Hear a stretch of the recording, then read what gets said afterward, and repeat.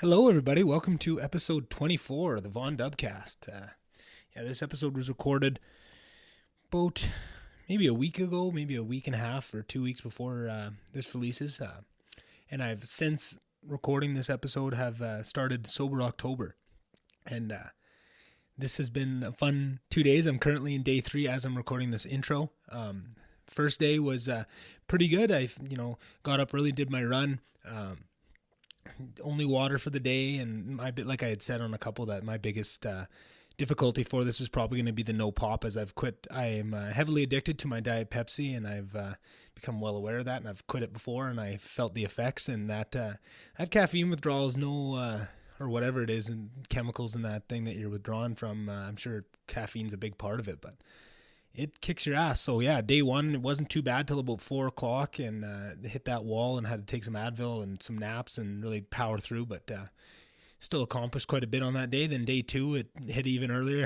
This is how it usually works, 11 o'clock. Holy man, I was already your head just, you can't think straight, your head's pounding. I mean, anybody that drinks coffee probably knows that feeling. So yeah, but coming through it a bit. Day 3 here, I'm just it's about 11 o'clock here now, and I can feel the headache starting to come on, but already had a really good run this morning and took my vitamins, started drinking that athletic green stuff, and it's been working. Doesn't taste as bad as I had hoped, so I'm really enjoying that. Got some good reading in.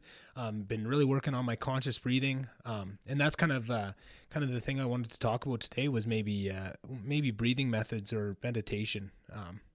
No, let's go breathing. So yeah, I just, like I'd said on the last podcast, I just want to, for the Optimize October in the intros, I just want to give kind of a small piece of something, just a breakdown of how I'm doing it, and just if that rings true with anybody and they want to try and work it into their lives in October or any other time, you can do that. So a couple different breathing exercises I do. Just one of them, I've heard that 6 seconds in, 6 seconds out is a huge benefit, and I found huge benefit from that breathing method. Helps calm you down, really brings you to a center very quickly. I really enjoy that one. There's just as deep breathing as you can go. I really like those in the cold showers in the morning. That really deep breathing is what gets you through, and you don't lose your breath if you really consciously breathe through it. There's just trying to slow your breath down past that 5 seconds. Try and take the slowest breath in and the slowest breath out that you can. All types, and just experiment around with what you get out of those. But the main thing is just to consciously concentrate on breathing, even if you don't change your breath at all. And I guess the easiest one is just to try, even before you try any of those methods, just try as much as you can to breathe through your nose.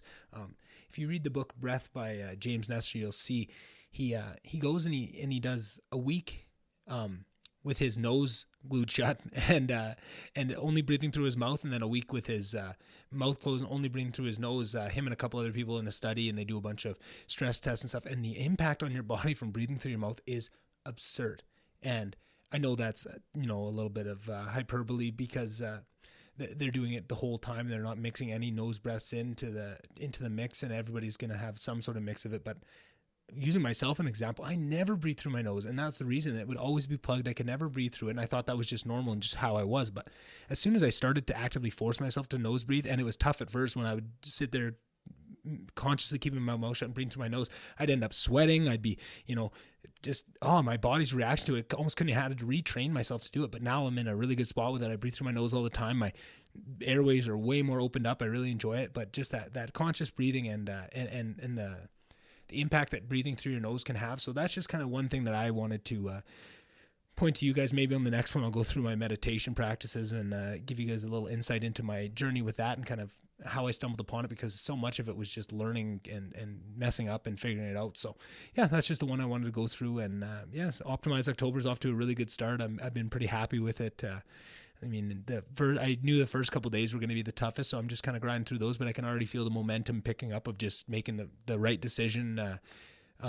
When those tough decisions between the pizza and the salad come up, that's pretty much what I'm trying to do this whole month, is just to try and make every right decision I can, or as many as I can. I'm sure I'm not going to make the right decision on everything I do every day for the whole month, but I'm just trying to consciously, every time a decision comes up where I could do one thing or the other, when that alarm goes off at 6 a.m. and you're supposed to go run, and usually I give myself a little bit of breathing room. I like to force myself to, but I give myself those days of, not today. And this month there's not going to have those. It's just going to be, if the alarm goes off, that's when you get up. And those are the types of decisions I'm talking about, right? It doesn't have to be game changing. It doesn't have to be life changing.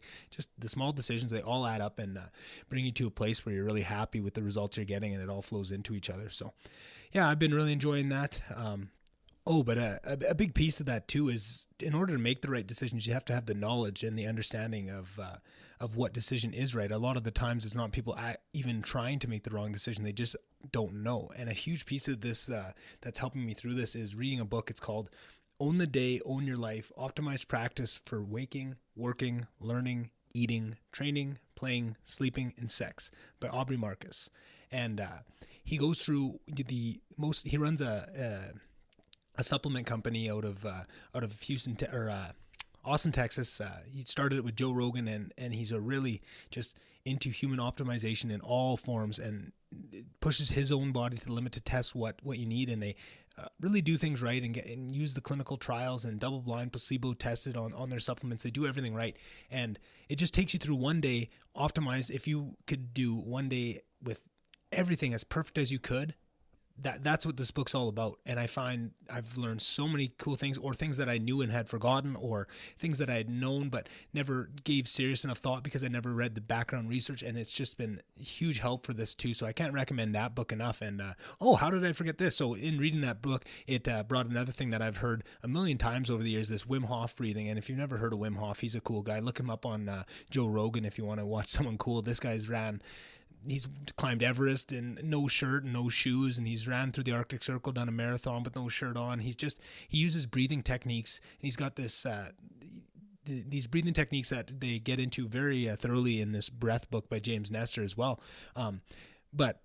I had heard that, and I tried it out yesterday, and I think, I don't know how I forgot about this breathing method. It's one of the most famous ones out there, and it's got the most social buzz to it right now. But I tried a session of Wim Hof breathing, which is pretty much breathing in as hard as you can, letting out just letting out kind of naturally. You don't have to force it out, just kind of let the air escape, and then taking in a huge breath and letting it out, and you just constantly are doing that. You're hyper-oxygenating your body, and then once you start to feel that tingly feeling throughout your fingers, throughout your entire body, you let the next breath out and just hold it. And you start a timer and you see what you can hold your breath. And I think before this, just doing normal, trying to hold my breath, I think just by memory, I think 47 seconds or 50 seconds was the longest I had ever done it as a kid. And I just tried it out just on a whim almost, and I held my breath for 1 minute and 47 seconds. And I was blown away by that. And now I really want to, keep trying this. But just a warning, I was a sweaty mess after it. And maybe don't try it if you're about to go to a ball game or something, or you're dressed up for something, you got your makeup on. But yeah, no, that's another huge breathing exercise that I just tried for the first time and got huge. And the mental clarity after it was a really cool experience. And I don't want to get into it here because the science is pretty advanced, and hopefully I'll have a guest on that kind of knows a bit more so I can get into the in-depth. It's hard to do in an intro like this, to try and get down to the nitty-gritty of some of these subjects with nobody to bounce ideas off of. I don't function as well solo as I do with somebody to bounce my ideas off of. That's why I need somebody to help run this podcast, just someone to sounding board even. But anyways, I'm getting besides the point. But yeah, that's kind of my Sober October, how it's going so far. I will probably be giving you guys updates on the intros to the all the podcasts that I do. Like I say every time, if you can give me a follow on the Instagram and Twitter pages for the VonDubCast, it really helps. Like I say, I know social media is not the best thing. I think there's a way to use it correctly, and that's what I'm trying to show an example of with those pages of just interesting stuff, always positivity, no tearing anybody down, and that's really what you should be using it for. Social media could be a really powerful thing, but I mean, everybody's watched The Social Dilemma except me, I guess, because I think I've been I've been saying this shit for years and nobody's listened, and then now a Netflix documentary comes out, so I think I'm a little sour grapes there and not watching that just yet. But I'm sure I'll watch it one day, and I'm sure it'll say all the things I've been saying all along. But yeah, no. So if you guys could do me that favor, even understanding all those things, that would really help, because it really helps grow this podcast. So that'd be awesome. My guest today is Marley Corrigan.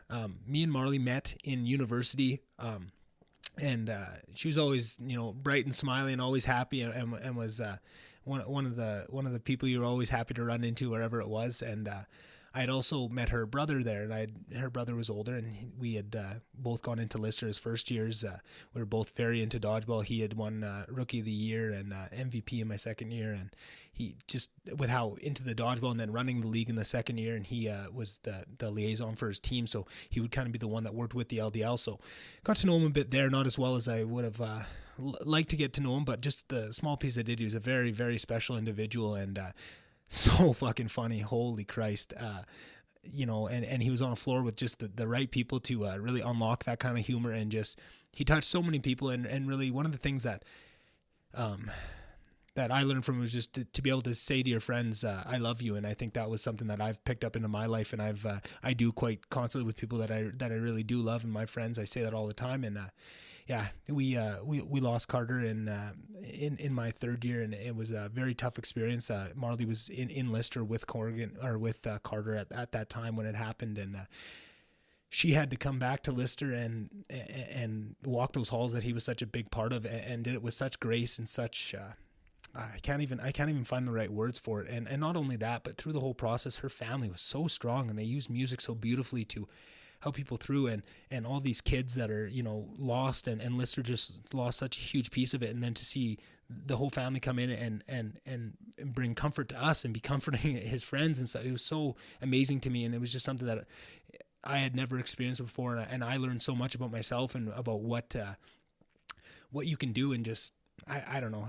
I'm struggling to put words to it, but it was just an amazing process. And we can get into it on this podcast. Me and Marley talked about it before, and she'd kind of give me the green light that she would be okay to talk about it. And I can't thank her enough for that. It was very cathartic for me, and I hope she got something out of it. I mean, I was very thankful for that. I just was hoping we could talk about music, because I love playing, and that's what Marley is doing now. She's chasing her dream of being a country artist, and it's so awesome to see. I love watching her songs, her originals. It's just amazing work, and just you can see the passion and the joy that it brings her, and that really rings through in her music. And I can't say enough about that. But I was really happy to get into all these subjects. I just really enjoy talking to people, and this was one of my favorite ones. So yeah, can't say thank you enough for her for doing that, and just understand that was a tough thing to talk about. And just I thought it was very impressive just throughout the whole way.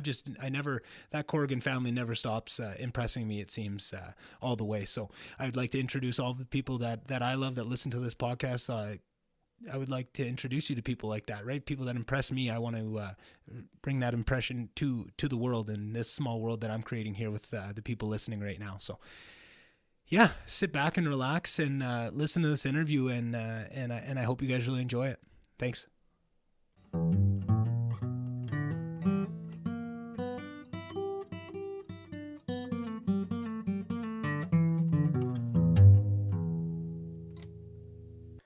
All right, welcome, Marley. Thanks for being here.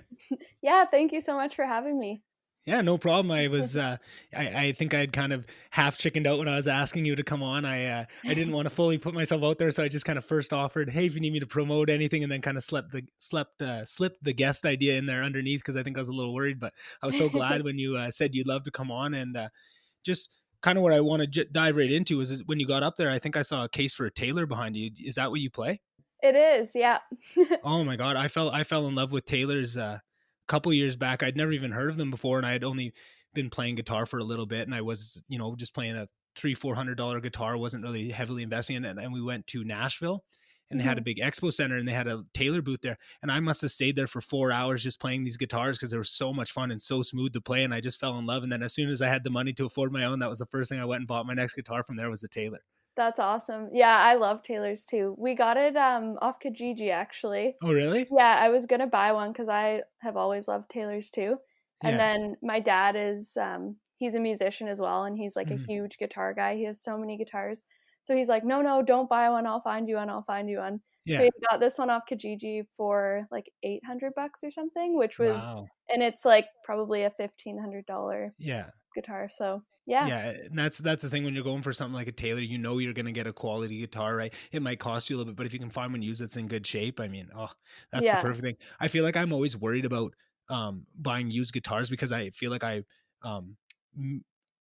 mirror my own use of and how I take care of my guitars onto other people. And I feel like I would never trust anyone if they treat their guitars how I do, because I feel like I'm so mean to mine. I just don't do Yeah. what I probably should for them and just don't give them the respect they deserve. So I feel like when I'm looking at people that want to sell them, I'm thinking they do the same thing, even though I bet you I'm probably in the bottom percentile of how people take care of their guitars. I've definitely cracked a few, and also being in the hot and cold that we deal with, right? The guitars Yeah. just take a pounding with that in the dry to wet climates and all that. Yeah, Um, for sure. so you've been playing, how many years have you been playing guitar or just playing instruments then if your dad's a musician? Yeah, so I got my first mandolin actually when I was Oh, 8. Yeah, and so so cool. yeah, so I started playing that. I saw this girl playing it at some concert my sister was in because she plays guitar as well. Yeah. And I was just like, oh, that's so cool. I just thought it was the coolest instrument. And so Yeah. I kind of kept talking about it. And then one year, my dad, I think it was for Christmas or my birthday, he got me a mandolin. And then I just kind of transitioned over to guitar when I was, I don't know, I started, I think, playing when I was like 10 or 12. And then over the years, it's just been kind of more guitar. But Yeah. yeah. So you started and learned on a mandolin before guitar. Yeah. Wow, that would be difficult. I really love mandolin. I don't know if you knew that, and I've actually got one for a gift, and I've never learned to even tune the thing. I Oh, thought really? I thought I could throw myself at it like I did with guitar and just like force myself to learn it. And I also don't think I actually like, I almost feel guilty saying I can play guitar because I can copy guitar. I actually don't know what I'm doing. I just watch like the YouTube videos and I feel like all these people that actually play. And that's actually a big piece of, off the podcast when we're talking about writing music. I think that's where I really struggle, is because I don't actually understand how to play. I'm so good at copying them and I can play the chords when they're given to me, but I struggle so much in creating my own because I don't have the understanding. So can you read music and all that too when you learn? No, I think I'm more like you, to be honest. Oh yeah. Oh Yeah, so I don't know. I've got I'd say I have like a pretty good ear, if that makes yeah. sense. Seems like it. So I'm like I'm I know my chords really well, and I kind of know the theory of like playing in a certain key. I know like which Mhm. chords go together, and so Right. I can play like most songs because I understand general like chord progressions. Yeah. But other than that, I really just kind of, my dad gets mad at me all the time because he knows his stuff so well and he Yeah. tries to teach me it all the time and it just like just doesn't click. I don't know Yeah. what it is. So I'm always like, yeah, okay, I'll learn that. I'll learn it. I'll do these scales Yeah. and then here we are, just still kind of, I don't know. Learning your way through, and Yeah. I think that's so many people, and I think that's exactly where I lack, is even the chord progressions and like which chords go together, and that like I have some sort of ideas, but I just know like some songs, like I'll know it through songs instead of actually knowing like which ones were. And I think if I played longer, that would come naturally. But Yeah. it's almost such a hard thing to even realize too, because I feel like that was one part of guitar as I was learning. Like so when I learned, I was, I think, 15. I went and somebody had told me this, and this is kind of embarrassing, but when I was a little kid, we were around the fire and I was with all my older cousins, and one of my cousins, she had a guy there, one of her friends, and he was playing guitar around the fire and just was the coolest guy there. And I was just really looking up to him. And and later that night, he's just half cut for sure. And he leans over to me and said, "Oh, if you want to get girls, you just got to learn to play the guitar." And that stuck in my head when I was just this little kid. So at about 15, my sister Courtney had a guitar, but I didn't know how to tune it enough. So I just figured, oh, I'll pull it out and see if I can figure out tuning. I don't know what I thought I would tune it to, or if it would just sound right, and I'd have some sort of sixth sense when it was right. And I immediately snapped the low E string, like the hardest string to break. I must have just been twisting it till it busted. And then I just secretly put the guitar away, didn't admit to me breaking it, and then put it back in the closet where it was. And I don't think I touched it till I was in grade 12. And then um, one of my good buddies, I found out he could play guitar, and he told me he could restring it. So I said I'd love to learn. So he had shown me a few things, and yeah, just went from there. But I was so much, had no knowledge of any of the theory or any of that stuff. It was just kind of YouTube and what you could find out from there. And I don't even remember where I was going with that story, but yeah, no. Yeah. Uh, it's a little bit of a different way to stumble into it, and then just the no path of just finding the next song that you really enjoy and that pulls you into it. Oh, I remember where I was going Right. with that. Um, I feel like I was very frustrated with like I was learning the chords and that was easy, but I said, well, how am I ever going to learn how to like the little hammer-ons and pull-offs and all the Yeah. fancy stuff in between? And the people that play guitar would say, like, just keep playing it, you'll figure it out. And that seemed so foreign to me, of just how will I ever figure that out without someone to show me it and actually show me like, when do you do it? How would I know? And then maybe 1 or 2 years into playing, you just start doing it. Like you'll accidentally mess up one time and actually put a finger on late and it sounds kind of cool. And then your body will naturally start doing it.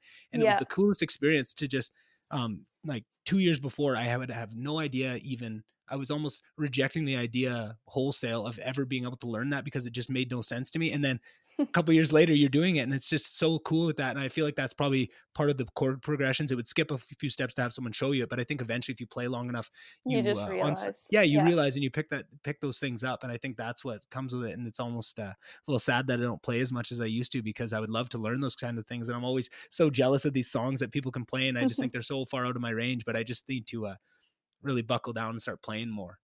Yeah, and I think it is too, just like as much as you can sit down and try to learn those things like step for step from videos and all that. It's also just like a ton of just like experimenting and like trial and error, and just the more you play, the more you're gonna get like comfortable with all that stuff. So yeah, it makes sense. And do you play any other instruments other than guitar and mandolin? I have a ukulele as well, which I know like my like few chords on it, but I don't play it much. I can play Harry Potter on a ukulele, and I think that's about it. Yeah. But it's fun. But it's sure a showstopper at a party. You can bust that out if you come across a ukulele. Yeah, that's funny. It can be fun. So writing music, I think that's where I am most impressed with people, when I see somebody that can sit down and write music. And not that I haven't written songs before, I have, but just to have that ability, I feel like I've almost only ever written songs if something just comes over me, or if I'm messing around a song and I stumble across like a chord progression where it sounds cool. I'm really good at putting lyrics to it, but I just can't come up with music. I'm really good at writing lyrics if someone was to give me music. But just when you're writing a song, how do you even start? Like, do you pick like a certain chord that you like and try and build around that? Or how does that even start? Yeah, so I'm kind of like you in that I go through like phases. Like sometimes I'm like, oh, I have a great idea for a song, and then I'll like write a song. But that's usually, I find with songwriting, if you have like a ton to say about something and you're like passionate about it, or just like really sad about something, or really happy about something, the song almost just kind of like writes itself, I find. And so because you're just like, things just come to you, like all these rhymes just start coming to you because you have so much to say.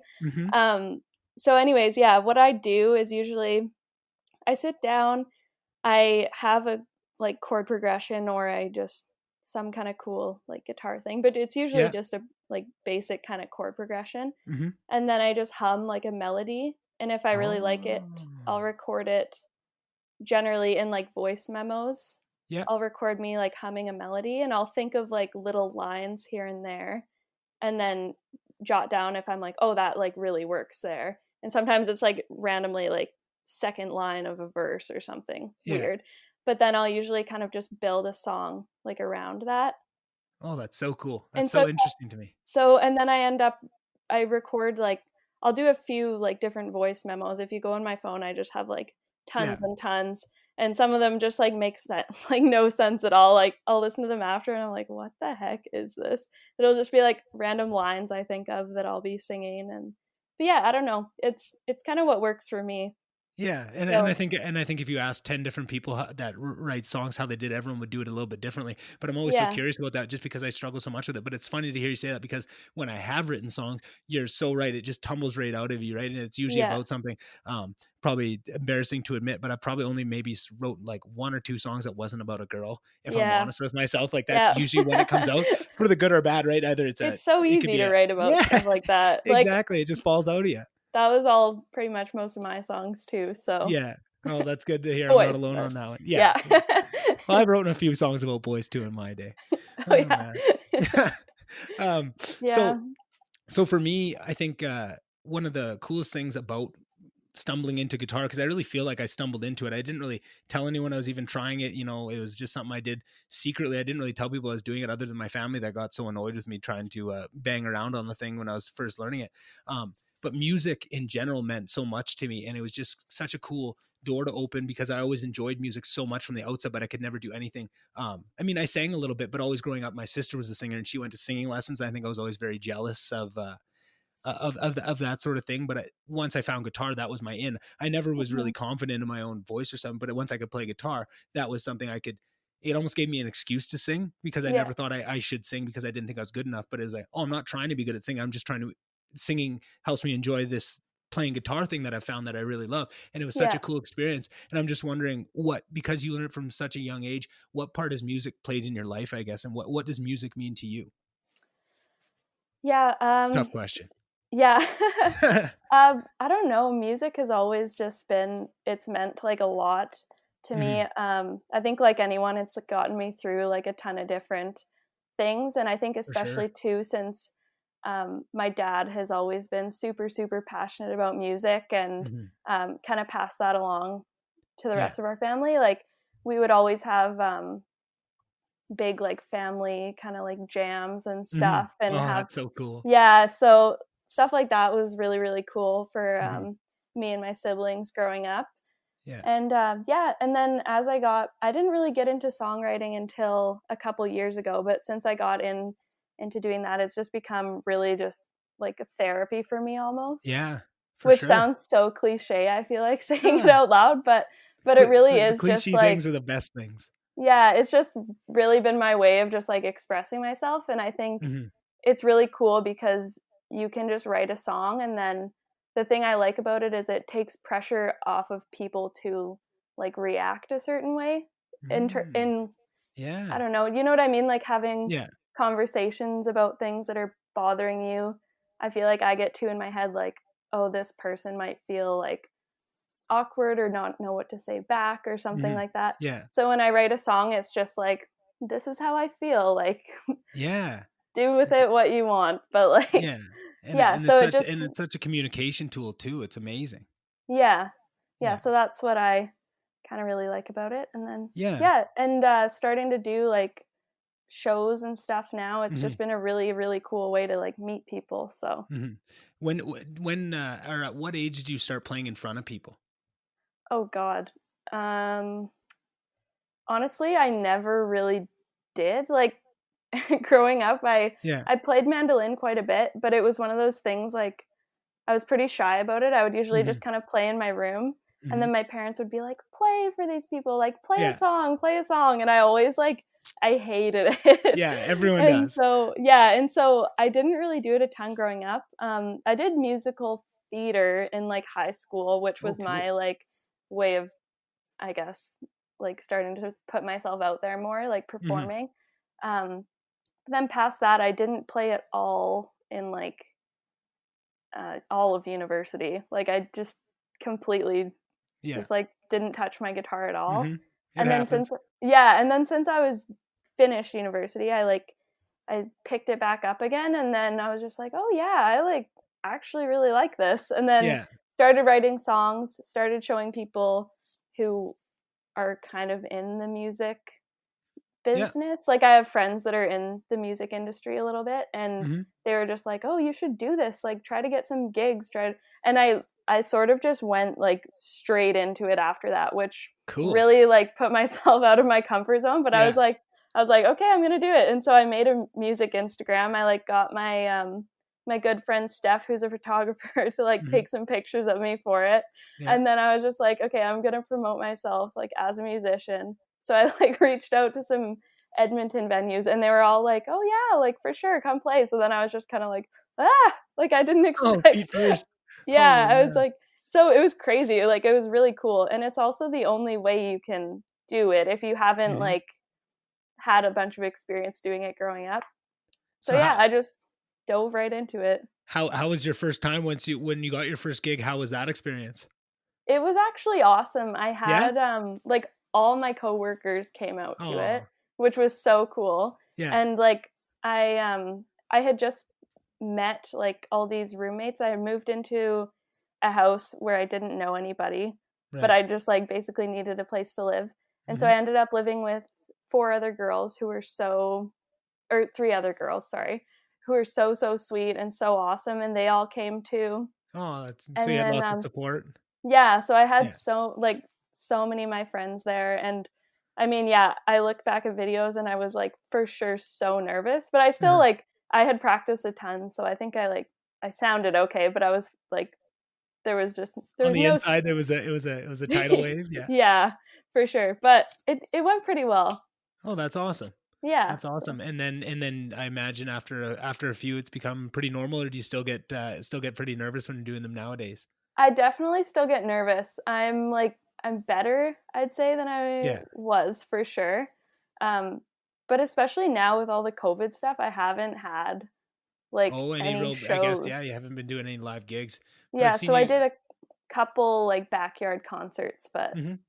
which were Yeah. cool. But Is it tough to go from getting that experience, that rush of playing live music in front of people, and then for that to kind of go away? Was that tough to deal with? it was actually. Yeah.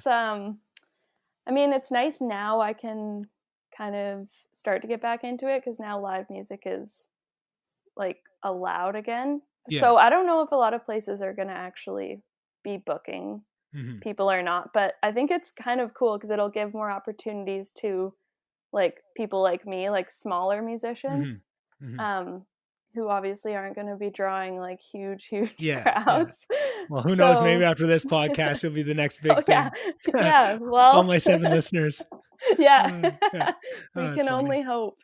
Yeah, exactly, exactly. And that's something that I think is really cool about this podcast of getting people in. Even because I feel like one of the biggest things I get when I ask people to be honest is like I feel like I haven't done anything, or I feel like, it's I feel like I see things in people that sometimes other people don't or don't see in themselves. And I think it's such a cool experience to get in at the ground floor of someone, to go along for the ride, even if it's someone like yourself, even if it wasn't music that you ended up doing with your life in the future, but just wherever you go, I just feel like bright people, it's so fun to be the one that introduced people to somebody. I feel like I get such immense pleasure out of giving a good recommendation or introducing people that really get along good or really connect on whatever Hmm. communication. Like you were talking about how music kind of became a way to communicate, right? And I Yeah, feel like that communication, some people communicate on the same ways, and there's all these people communicate in different ways, but sometimes they line up in just a way, and you can feel that whether it's art on paper or canvas or music or whatever it is, stand-up comedy. It's so yeah, cool to find those wavelengths. I think it's so cool that there's things like podcasts that to start to give voices to all these people that maybe 20 years ago they would be suffering in silence for 20 years and not getting any traction at all. Whereas now you can get little bits. It may not be the Opry stage or anything at this point, but just to even get on and start to get in front of, like you say, make a music Instagram and start getting in front of a couple thousand people, right? And start doing small gigs. yeah, It's so cool to me just to see the freedom. Whereas before it was so barred. I think especially the music industry was very much, and probably is still very barred to people, and you need to have yeah, every checkbox checked. And I think that was something that I really realized on that same trip when I found Taylor Guitars to Nashville. I think that was very eye-opening for me to see the music industry, how many talented people there are out there that are doing it. Right? When you go down Broadway in Nashville yeah. and you go into all these bars and you see these incredible talented musicians that you've never You've heard of never heard. before. It's just Yeah. it makes you realize how it's quite a tough industry to get into. Does that worry you at all, or is the happiness and the enjoyment you get out of the thing itself way outweigh those kind of things?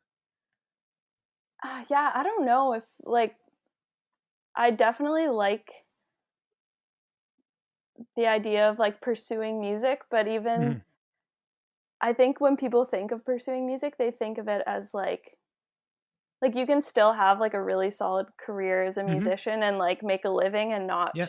still like probably no one would ever Yeah, hear of you. Or you know what for I mean? sure. Like people Yeah. some people would obviously have to hear of Yeah. you. Yeah. The right But people would know. yeah, I just think it's kind of a cool space in that like yeah, there's only like there's a really small percentage of people at the top, Yeah. but you almost have to just like accept that and be like, look at how many talented people there are. You can still like make a living and like that doesn't mean that you're not awesome just because you're not in like the 1% at the top. So E- I think it's kind of cool that way, actually. yeah, I mean, it exactly. like part of it sucks, but the other part of it's just kind of like, eh, they're Yeah. good, I'm good, like Yeah, exactly. whatever. And I think it also is a good pick me up when you stumble across a new artist. Like just last week, I stumbled across a guy named Mikey Pauker, I think his name is, and he's amazing. Like not very big, only like maybe has 1,000 followers on Instagram, but just an Yeah, incredible musician, right? And it's so cool to stumble upon people like that. Of just like, oh, you can almost treat it as fuel instead of you could look at it in the negative way of maybe how I described earlier is, oh, you can see how tough it is, but also it's cool to just be able to stumble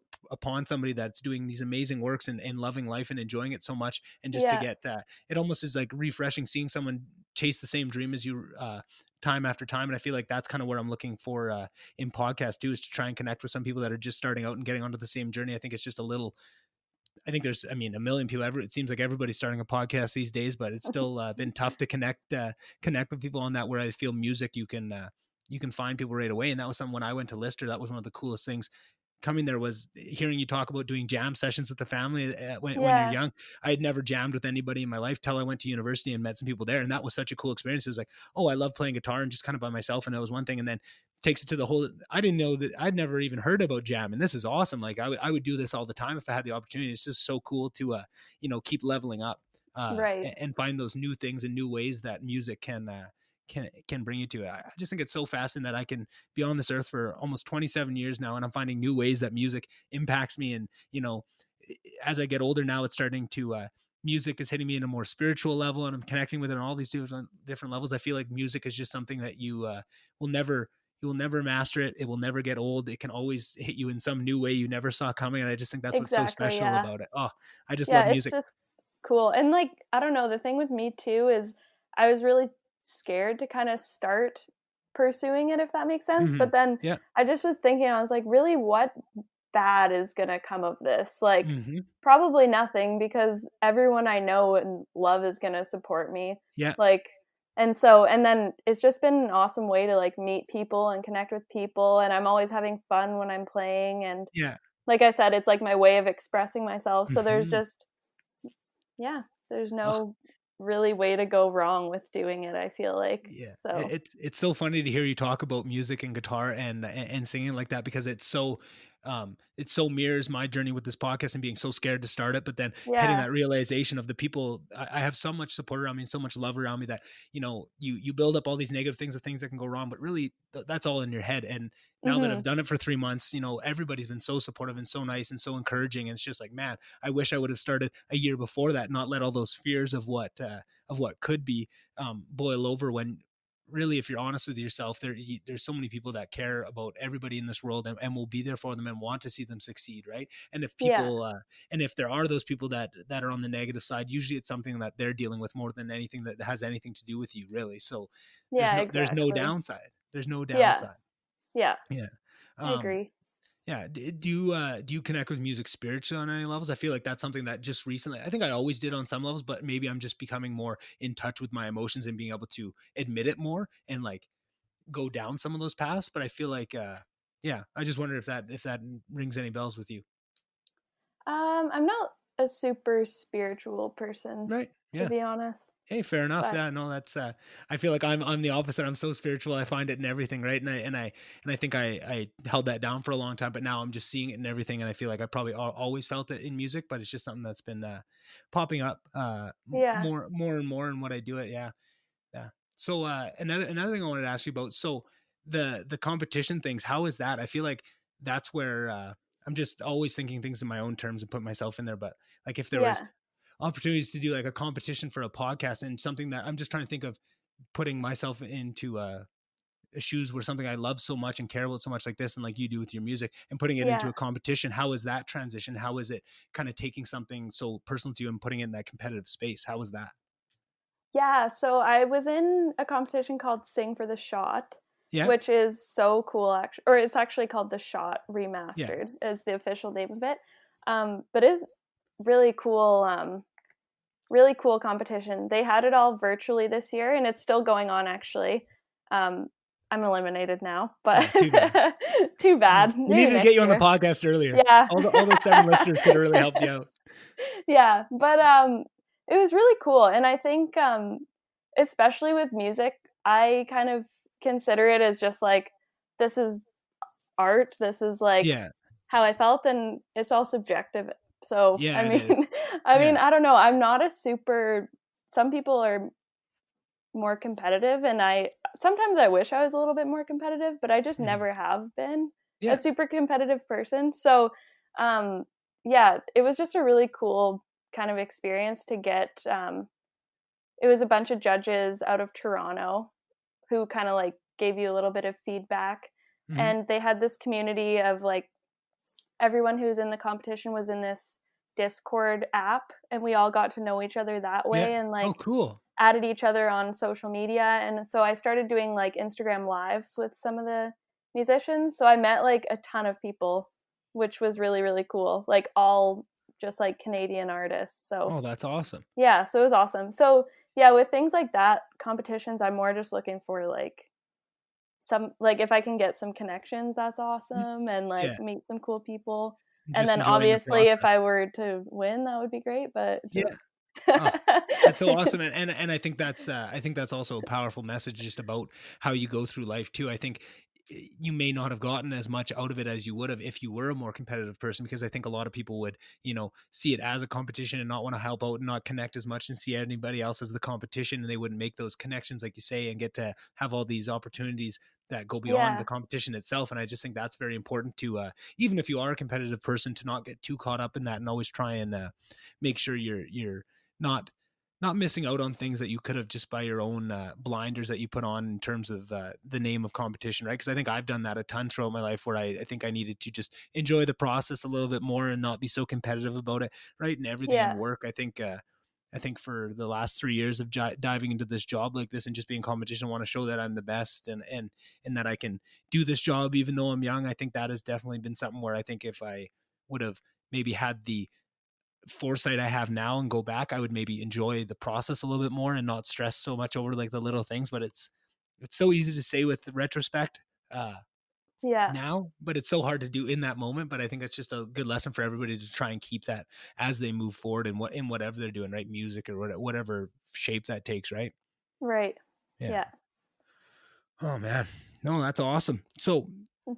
stage fright is not that bad for you. Hey, I feel like that would be my biggest thing. I feel like I go back to it because I feel like if that was me, that It would be is something bad. that I would really struggle with, and I feel like I would Yeah. get over it. But just think about that first one, and that was very much similar. And I think you even mirrored some of that earlier with what you said. Is the first step is always that scariest one. I feel like just that first gig, getting up in front of people. Like I don't think I've ever Yeah. played guitar in front of, like I've maybe done that at like a party in high school and stuff growing up, but like the thought of getting up on a stage in front of people is so terrifying, but also Yeah. so exhilarating because I feel like I've definitely daydreamed about it, which makes me feel like I would definitely do it if I had the shot to do it. But like Yeah. it's just so scary to think about.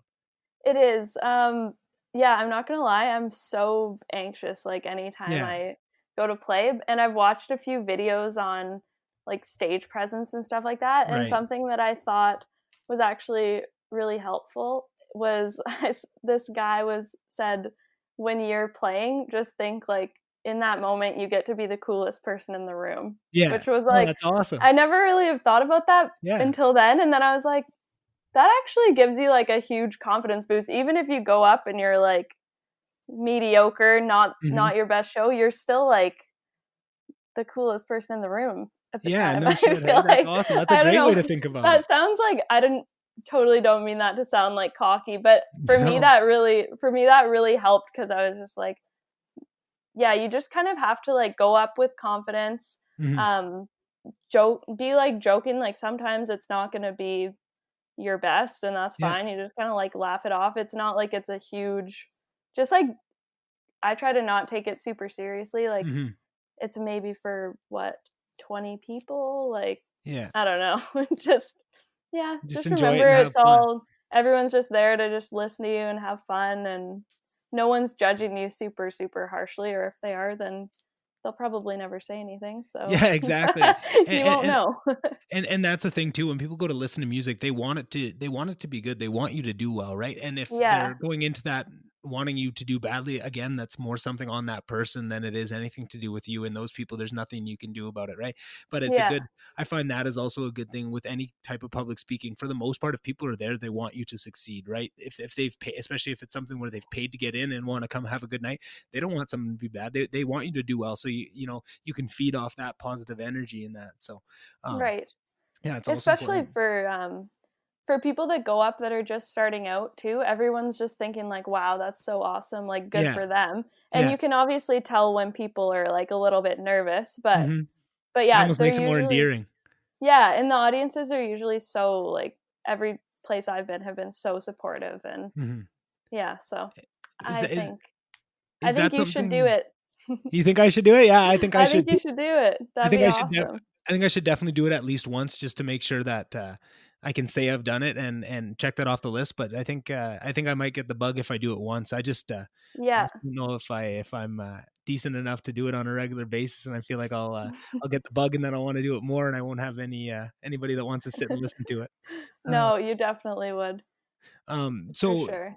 so do you have any other tricks? I think anxiety is something that everybody deals with on some level. I think I am a very anxious person, and I think I've just recently started to be more open about talking about my own anxiety and what I do with it. And I have all these little tips and tricks, like all my workouts, my meditations, all these. Like Right. I have a whole toolbox of things I do to help with it. But I'm just thinking that that was a great tip to hear about, like that knowing that you're the coolest person in the room. I just think that's such a cool tip, and I love spreading those. Do you have any other good anxiety tips that help you center yourself, or get through those kind of competitions, or just in regular day-to-day life? I know anxiety doesn't only strike when you're doing something big. Oh man, I don't know about if I have any tips. It's something that I struggle with a lot, honestly, Yeah. because especially because I think I have pretty high like social anxiety.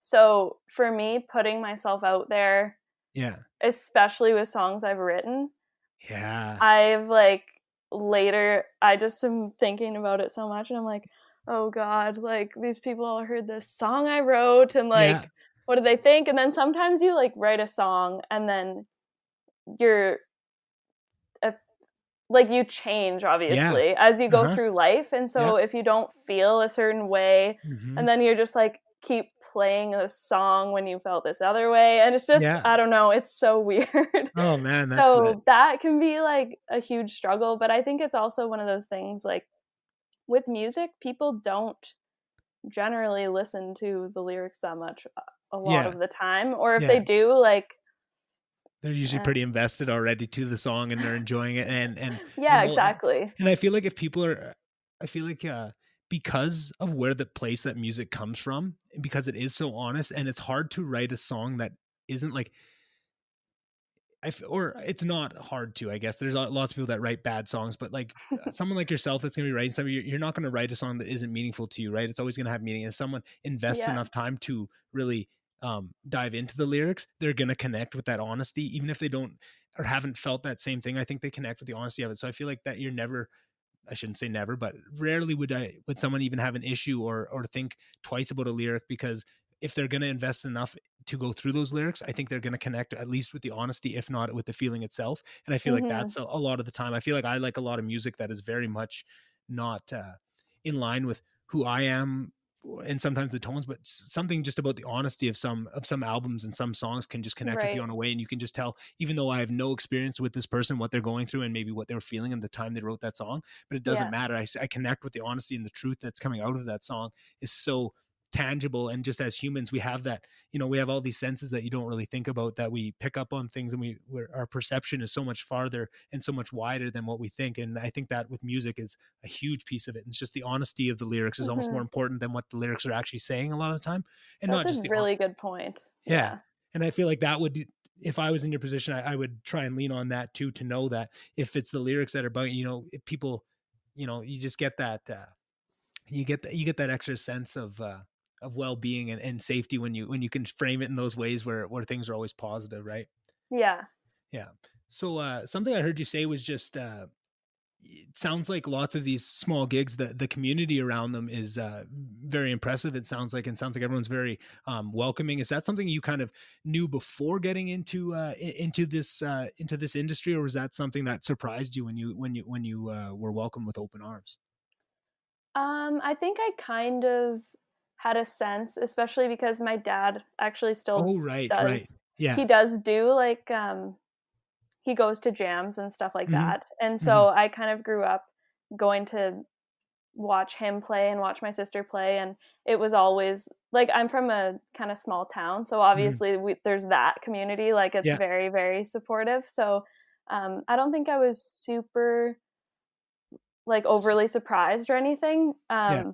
that it was supportive audiences, but it's been yeah, it's really nice. Like, Hmm.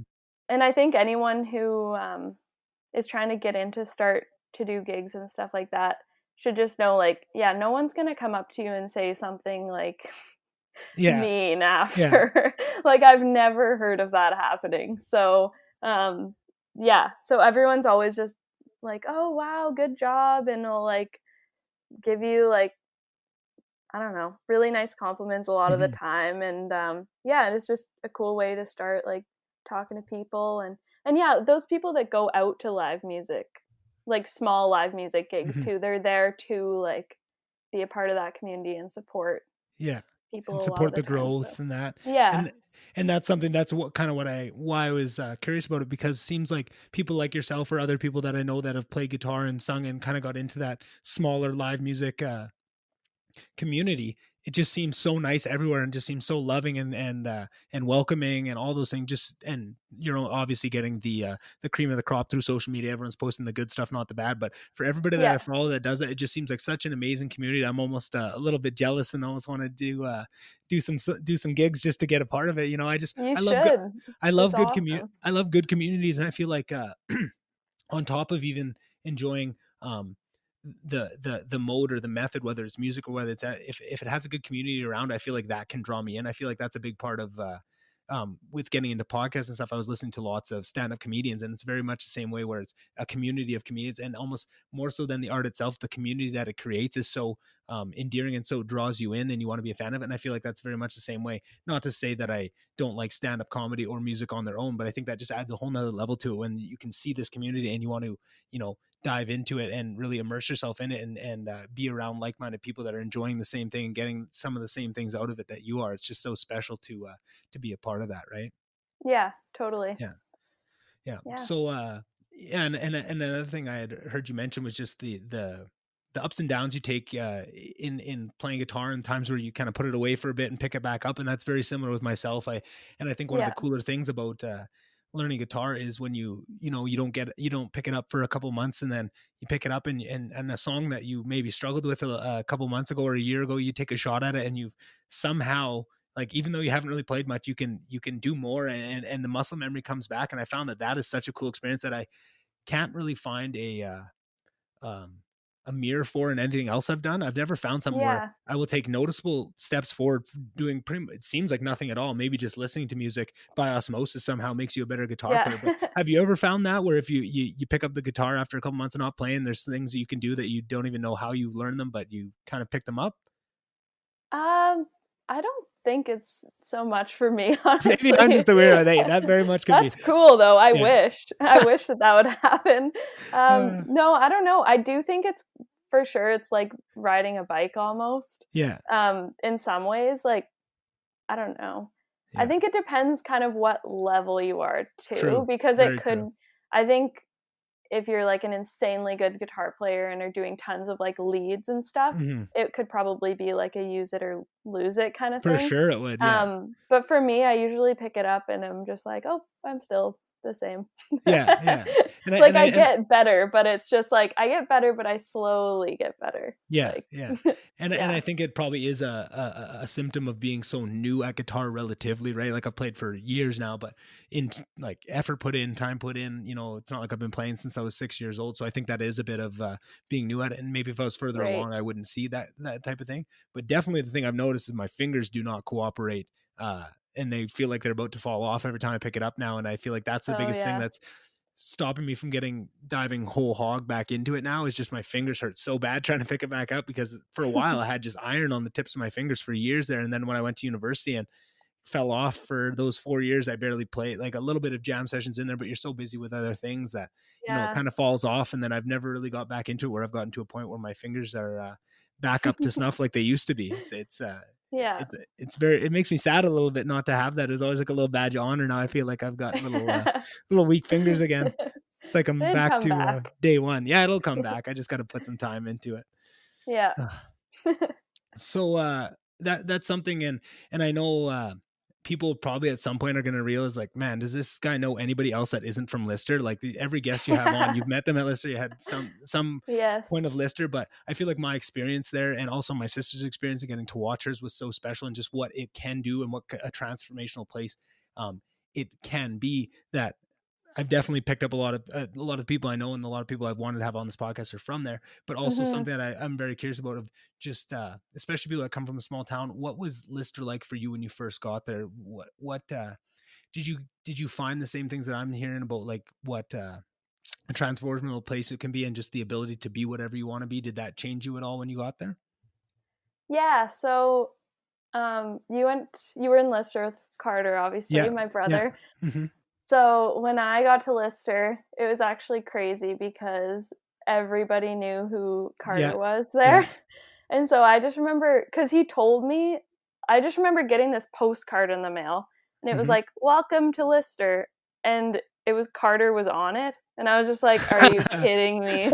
And so I was like, "Oh my god!" I was like rolling my eyes. I told him, and he thought it was the funniest thing ever. Yeah, But yeah. And so then when I moved in, he's like, "Yeah, everyone knows me here." I was like, "Oh, okay, yeah, sure, Carter." And then yeah, we go there, and sure enough, he was helping me move in, and everyone in the hall, "Hey, Carter! Hey, Carter!" And he's yeah, just like, I don't even know who that person was. I yeah. was like, "Oh my god!"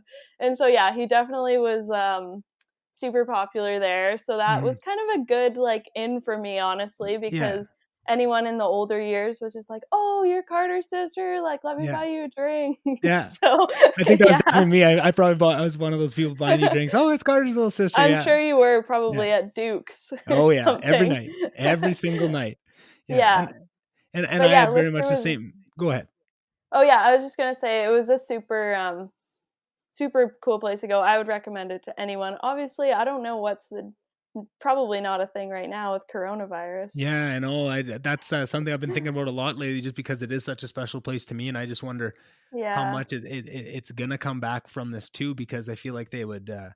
I feel like a big part of a lot of universities were tailoring themselves for international students in a lot of different ways, and especially the residences. And now I yeah, think that's going to be the last thing to come back. And because they had kind of tailored everything towards there, and yeah, I'm a little worried about my old Lister, and I I mean, know. it's made of brick and mortar, and it won't go nowhere. It's going to be there forever, I'm sure. But I hope it doesn't change. I hope it keeps a lot of those magic things alive that allow people to come in and have those kind of transformative times.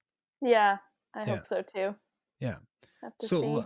yeah, exactly, and that's the thing you're gonna have to see and imagine just where it's gonna go, because no one has a crystal ball at this time, and it seems like everything's just in such Yeah. flux. You don't know which way it's gonna go. Yeah, no, it's interesting. It's interesting. How have you been dealing with that, with all this COVID stuff and the things being up in the air? How are you handling that? I feel like I almost want to talk to everybody that comes on this podcast. I want to ask that question of, because I just feel like I'm worried about people. I mean, everyone's Yeah, going through extra things stacked on top of life being difficult to begin with, right?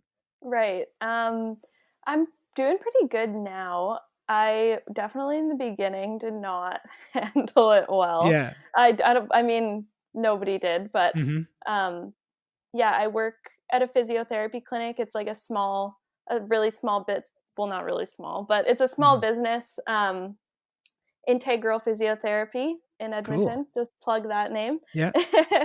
And yeah, so for me, it was really hard when everything started to kind of shut down. Like we had to shut down for a couple weeks, and it Hmm. was just like I'd worked there for 2.5 years now. So Hmm. it was just so sad, like having to cancel all of these Yeah. clients when like the whole team had, it just felt like we'd like worked so hard to like build up this Hmm. brand kind of, and Yeah. then just watching it all. I mean, it's obviously up, back and running. We're doing very well. Yeah. But But at at the the time you didn't time, know that. Yeah. yeah, at the time everything was just so uncertain, and so it was just like watching like people just fall off and fall off. Hmm. So that was so sad. And then obviously just the uncertainty with like everything else in the world. Yeah. Um yeah, did not handle it well, but I was lucky to have like a really good supportive group of Hmm. like coworkers and friends.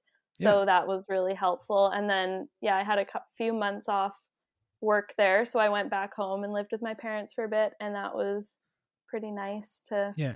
have them Nice to around as reconnect. well. Hey. Yeah. Yeah, so Oh, that's so good. that That's was good. Yeah, and now my sister just had a baby actually. Oh, So congratulations. That's yeah, exciting. yeah. Hey. So I'm an auntie, so that's been pretty exciting, and it's kind of nice. It's a nice like happy thing that's going on that Mm-hmm. we can Yeah. focus our attention towards. So Oh, yeah, that's awesome. And yeah, you got to look for those really happy moments that can kind of balance out a lot of this, not sadness, but just uncertainty almost, right? Just happiness, happiness can outweigh uncertainty every time. And just when you have something so special like that, you really got to milk it for all it's worth and really take the enjoyment you can out of it because it doesn't come around too often, it seems these days. So, no, that's awesome to definitely. hear. Yeah. That's awesome to hear. Hmm. Yeah. Yeah. You're doing okay as well? Yeah, I think it definitely same as you. I think I handled it quite poorly at the start. Again, I didn't realize that at the time. I thought I was doing just fine. I'm very much, I just think I can truck through anything, and I'm very much get about 5 feet past where I needed to check in with myself and say, "Are you okay?" before I realize, "Hey, I'm not okay." And I think I definitely did that. And Yeah. when everything first kicked off, my girlfriend at the time was still doing school back in Winnipeg, and I was all alone up in Grand Prairie. I don't really have Mm. many friends here. All my family was away and didn't want to go visit. So for probably the first, and we'd shut work down, kind of cordon everyone off so you wouldn't see anybody. I wouldn't go to the shop or to the warehouse or to the dispatch office. I would just talk to everybody through the phone and kind of keep our office locked off. So I would see maybe a couple people in the office most days, but other than that, I wasn't seeing anybody. And I think that definitely took a big toll on my mental health at the start. And I definitely probably should have recognized that earlier than I did and started to do things about it. And I let it go too far to the point that I was in a bit of a dark place. But I think Yeah. what's cool about that is I had to let myself get to that really dark place to kind of realize the issues that I was having and to put things in place and realize I had to do a really deep dive on what was making me unhappy and what it was that was causing the base issues. And a big part of it was not chasing a dream, right? I was really happy with the work I was doing, but it wasn't my dream. It was something that I was kind of fallen into, and it was very much a path that was kind of drawn in the sand for me, and I could follow it. But I feel like that was never a part of who I was, and I never wanted to follow that path. And I wanted to do something of my own, and that's kind of going to that dark place was what this podcast was born out of. I think I would have kept lying to myself and really put starting this podcast off for maybe years if I hadn't got to that point. So as much as it sucked to go through that, it was definitely necessary. And I'm very happy that I did because first of all, I learned so much about myself going through that dark time. Hmm. I learned a bunch more skills of how when I do need to reset or need to do things for my own mental health, I learned new tools for that, right? I learned meditation out of that. I started this Yeah. podcast out of that. I did so many things. So it was a very dark time, but a very transformative time as well for myself. And I think that was cool to see. And at least I feel like a lot of people, when they go through dark times like that, they don't have a lot to show for it on the other side. And I feel like that makes it a lot more painful of an experience. But I almost look back on it with like in almost a happy way, or at least knowing what I got out of it on the other side, it makes it not so painful to think about that tough time and kind of the Yeah. mental state I was in at that point. So Right. definitely hearing you say that you didn't handle it good at the start, I don't think any of us did. And I don't think any of us realized just what was happening. And how could we, right? We had no information. Nobody knew what was going on. And there was Yeah. everyone scaring each other and say, "Oh, I heard this and I Oh heard this," God. and there was Yeah. That was a so much of that. mess. Yeah, but doing a lot better now, and really happy with the tools that I came out of that with, and I think it's a good message to keep spreading too. That sometimes things are darkest before the dawn, and you can come out of things on the other side, and there's always that positiveness in any situation. There's always a silver lining. So I think I was pretty happy to come out of that. So yeah. No, Yeah. thank you for asking. I think you're the first guest that's asked me how I went through that. I'm probably forgetting. I'm sure somebody else did. Oh, No that's so funny. problem. That's Yeah. good though. Yeah, no, it's Yeah. really good, and I think I got some good stuff out of it. Yeah. Yeah. So, yeah, what else can I ask you about? I got all these questions about all these music things, and I think are more just me personally trying to learn tips and tricks for myself and less for the audience. I think I'm just curious. I love getting good guitar players and good musicians in front of me because I'm always so curious and I want to learn about it, but I never even know. Sometimes I have questions, I don't even know how to frame them. I think the guy that first showed me, actually, he's been on this podcast. He was one of my first guests, Simon. He was the one that restrung my guitar and kind of showed me my first couple chords and showed me how to look up and read the chords on YouTube. But I think I bugged him with still do very much. I'll learn a song and be like, okay, I can learn this whole song, but I can't figure out the progression between like the G and the C here. Can you? And he'll send me a little video of a little finger picking thing to put in the middle. Oh, thank you, and Oh I'll yeah. plug that in and stuff. Oh man, he's definitely been a lifesaver. Do you have people in your life where when you're stuck on a song or something that you go to for help, or is it just kind of more of a solitary thing where you'll figure it out yourself? I generally I'd say I do most of it on my own. Mhm. Um, I would I would go to my dad though if there was Yeah, something I if there's wanted something. to figure out. Yeah.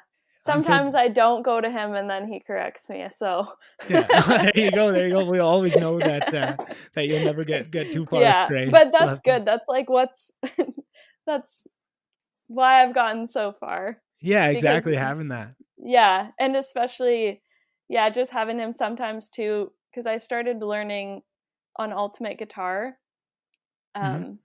Yeah, do you Oh use yeah. that ever? Yeah, Everybody, I and think so anybody that's ever picked up a guitar knows about ultimate yeah. guitar. It's the best. Yeah. Well, can I talk about it or is that Go for it.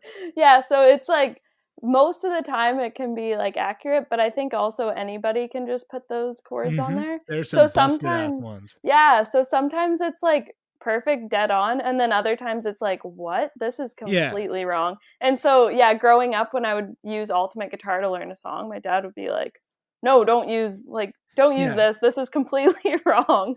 But if I hadn't have like had him there, I wouldn't have known, especially for Hmm. someone new, like just starting out. So Yeah. yeah, so it definitely helps to have those people in your life that you can kind of go to. Or I'd say Hmm. YouTube is probably Oh. like better, like a lot better than Hmm. anything else for stuff like that. And that's what's so cool because I guess sorry I almost misled my massive audience I have here listening about how I started playing guitar because actually before I snuck into Courtney's guitar and broke the string on it and then hit it again, we actually when we were younger, I don't know how old we were, maybe Courtney's 2 years older than me, so I think she maybe was like 14, I was 12 or something in that area, might have even been younger. But I got an electric guitar, she got an acoustic. That's where that acoustic had come from. We went for lessons for maybe 6 months with this guy in a trailer in Slave Lake, and I don't know, it was the roughest old dude. He had like the long black hair down to his ass, and would teach us some songs, and I hated every second of it. I didn't want to learn. I didn't want to be there. I think he Yeah. was trying to teach me the correct way, but I just had so much pushback to it. And then years later, just with YouTube and ultimateguitar.com, you can learn all these things. You have people walking you through step by step, and you can pick which songs. It's not okay, you're going to learn this today. It's no, I want to learn this song, and I'm going to go down that road, and it's because you invested and you decided to learn the song. And I found just that small shift of it being forced on you to learn versus you going out and learning it yourself under your own volition was so much different. It made it so much more enjoyable. And that's everybody that's asked me about guitar and like, oh, I've always wanted to try to take lessons. I always say I wouldn't even take like if you want to take lessons after, but first I would just find a song you absolutely love and you'd be really excited if you could learn. And you're gonna have to Hmm. try a couple because some are gonna be too hard to play. But maybe if you know someone that plays guitar, they can help find that balance between a song you really like and isn't too tough, and just Yeah. learn it with YouTube. And you're going to be bad at the start. You just have to accept that. But it's so exciting when you Yeah. start to get that first little bit. And I feel like when your first experiences with playing are being forced into it and you're not enjoying it, it kind of sets the tone for the whole your whole outlook of what that is. And I feel like when you can Yeah. start that on a really positive note, and I feel like almost the first lesson, and maybe I should be thinking about this in more things than that because I'm sure this goes past just music, but how important that first lesson and more so the feeling that you get at the first lesson to set the tone for the rest of your enjoyment of enjoying whatever that is. So man, that I'm having more realizations in my own head about that, and just how important also it must be to go into the first of anything with a good mindset and trying to go into it with an open mind and being enjoying it. Because if you go in on being kind of grumpy and not enjoying it, you might um, set the tone wrong for something you would have really gotten a lot of enjoyment out, but you just weren't in the right place to receive it at that time. So yeah, very Yeah. important, very Hmm. important. Yeah. Um, yeah, and that was something that I was secretly very impressed with your family and your parents, and just how strong you guys all are. And I don't know, as long as you're okay talking about it, just talk about a little Yeah. bit about Carter. And I know we had kind of For talked sure. before, just let people know I'm not springing that on you. But Yeah. I think that was something when Carter passed, and when I got to see your parents come into Lister, and they were so good with everyone who knew Carter, and being strong for us when we would uh when we would break down. And just so much of that, I was so impressed with your family as a whole and how musical you were. And I feel like that was something that really set a tone in me, and almost made me love music more, and love the community around music more, and seeing that, because I feel like I watched you guys use music as a tool to get through such a tough time so beautifully. And I feel like that meant a lot and really stuck with me. Um, going forward. And yeah, I mean, I guess that's not really a question. I just wanted to even just tell you Yeah. just how meaningful that was to me to watch you guys as a family, just how you acted and how strong you were for everybody else and how caring and compassionate.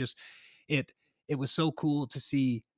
Obviously, all I knew before that was Carter, and I got to see all these amazing values that he held. But then to see immediately after where all that came from, and that compassion, that love came from Mm-hmm. with you guys, it was such a special experience, and I just feel almost thankful just that I was able to be a part of it in some way, and just to be able to learn from it in such a terrible thing to have, but just such an amazing experience to come out of. And I just wanted to almost say thank you to you and your family for what you taught me, and just what an Oh, amazing thing that was. That was no, oh, thank you so much. That means a ton from me yeah. and from my family as well. Yeah. So Yeah. yeah, So, yeah, just maybe just to take a little pressure off you, maybe I'll just tell you the story of just kind of how I got to know Carter, and just and what sure. he was to Yeah, Lister. Because so I'd when I love came, to hear. yeah, so when I came into Lister, I was a first year, and as people that have listened to any other episodes with any Listerites on, dodgeball was the mecca of Lister, right? Dodgeball was everything to everyone. That was the slogan of the dodgeball league. Dodgeball is everyone, everything to everyone, right? And it's hard to explain just how into it everybody was. And Carter also came in first year, and he was in Mac and I was in Kelsey. And you kind of know all the first years that are really lighting it up in the league and doing that. So I got to know Carter, and he was on a floor with a bunch of pretty rowdy guys and some really fun guys. So I got to know him in first year, even though I probably knew nobody in all of Mackenzie Tower except Seven Mac.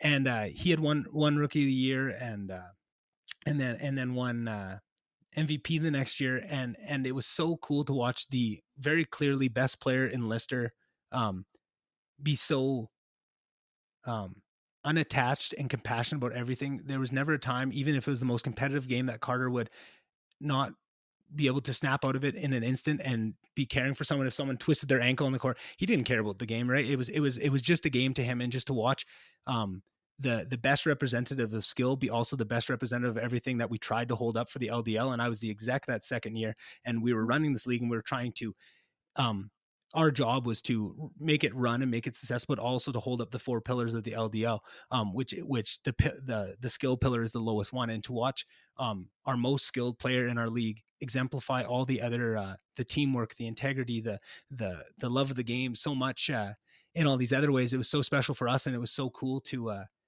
um, to just watch the game that we love be so purely shown in the skill, because he was obviously very skilled, and that's why Hmm. everybody knew him in Lister when you came in, because it's such a big Yeah. sport and everybody knows the best players. So it was very cool. And then when we found out, I had actually just been talking to him, I think a week or two before. I was just trying to line something up to I think I was trying to get a gift together. I was going to get a ball signed by the last five MVPs of the league, for a first year, for a Secret Santa, I think, or something small. And it was a text chain between him and Kiefer, and maybe Josh Brown was the one before. And it was the funniest conversation with those guys. And I've gone back and read it a couple times, and it was just such an experience. And then to come back and have to you know be strong for other people, and to try, and because he was such a big part of the league that we were running, and Lister Hmm. itself, and just such a huge part of that community that we lost. And it was almost, what are we going to do? And we tried to put together little memorials and bring trophies, and do all the little things we could, because what else can you do at that point? And to Yeah. feel so lost, and then to see your family come in and be strong for all of us and all of Carter's friends. And it was just such a cool experience that I would never expect that someone, obviously it's hard for us to go through, but then for your family it'd be even harder. And then to watch them come in and be so strong for us, and just handle everything with such grace and such love and compassion, it was just such a cool experience for me to go through. And I feel like I learned so many lessons through that whole thing. And it was just, like I said, I was just very happy to become part of it. But um also, I just wanted to ask you about your experience, just because you were in Lister with us already when that Yeah. happened. And for you to um continue to be so strong and to keep walking those halls of Lister that he was such a part of, and to not shy Yeah. away from that, and to say that. How was that experience for you? Because I know it probably meant a lot for you before, but then a whole other meeting, out of nowhere, things shift like that, and you're still, going to school and have a degree and have, friends Yeah. and that. How was that experience for you? It was really, really tough, Oh, I can't obviously. imagine. So yeah, so for anyone who doesn't know, I guess it happened over like Christmas Mm-hmm. break. Um, so then that was just horrible. Oh, of course. Obviously, just Yeah. he passed away in a car accident. And my family was fortunate in that we were all like together when we found out, so Mm-hmm. that was fortunate for us. Yeah. But then heading back to Lister was really tough. It was nice because I had a really, really good support system there. Mm-hmm. My boyfriend at the time, he was so, so supportive and like really, really helped me through that, Yeah. like a ton, and was with me like all the time. So Mm-hmm. that was really, really super, super helpful. My roommate actually at the time as well was like, she's one of my best friends now, Mm-hmm. was just so, so, so supportive and so Mm-hmm. great. And my whole floor Yeah. was awesome. Yeah. And then it was fortunate too, like Carter knew so many people there, Mm-hmm. so I had like so many people in Lister like grieving with me Yeah. almost. Yeah, for And sure. so that was actually like pretty like obviously not nice. I don't want to say Yeah. nice, I but know, like I know what you're saying. Yeah. but that was it was super helpful to have that community of people Mm-hmm. like you and everyone else in the LDL doing those things to try to remember Carter and Yeah. like naming the awards after him Mm-hmm. and having little um, just like presentations and honoring him, and Mm-hmm. that meant a lot to me and to my family as well. Yeah. The going to school part was not good. Yeah, I can Like imagine. How can you go back to school that after that? was yeah, and there were no real resources at all, to be honest. Really? Like not at all. That was one Huh. thing I wanted to mention. There was like something that I feel like the university systems for sure need to Uh-huh. work on, because the only thing I was told was to talk to accessibility services. That was the only thing, and that's specialized for people with disabilities to get them help with resources. Really? But that's not considered a disability. Right. Like that's considered like Mm-hmm. mental health, Yeah. which there isn't. Yeah, there's resources for helping people with mental health, like counseling, but in Mm-hmm. terms of like academic help, there was none. Wow. So it was all Wow. up to just like I would get extensions sometimes, but I would have to directly like ask each prof Mm-hmm. kind of And then you thing. and then you have So to and then you have to go and explain everything, and that's so tough too, to yeah, force that onto you, right? Like even a service that would even take that small piece off your plate of just explaining things for you yeah, to your prof, just to take off that one thing. It's such a small service that they could offer that would make such a world of difference, right? When somebody's yeah, going through something like that, even the smallest things can mean the world to somebody, and just to not drop everything, to offer everything you can, just makes my blood boil a little bit to think about that. And yeah. I just think But I that mean universities.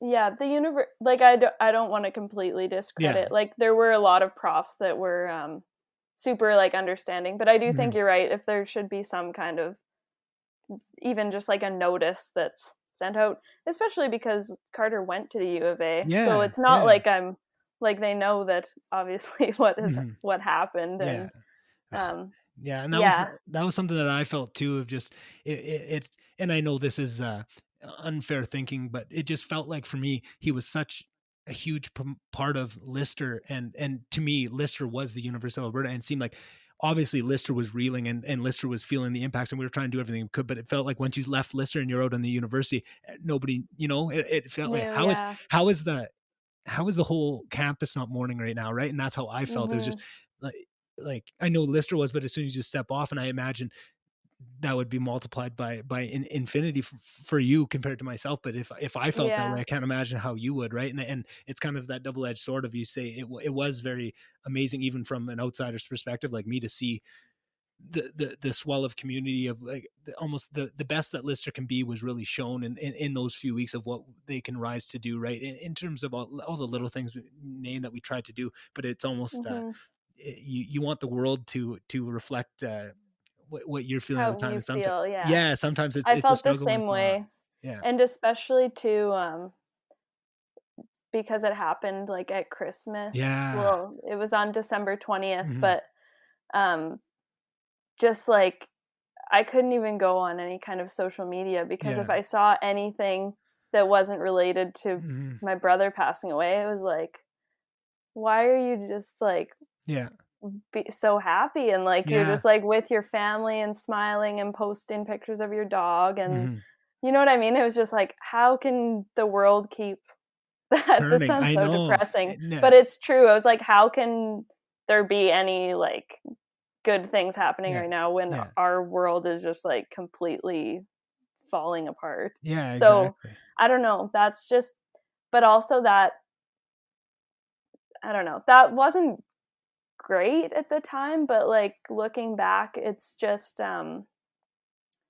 like taught me a lot. Like the Mm-hmm. world really does keep spinning, and Mm-hmm. like slowly and slowly things got not back to normal, but Mm-hmm. like got better and better slowly, and then yeah.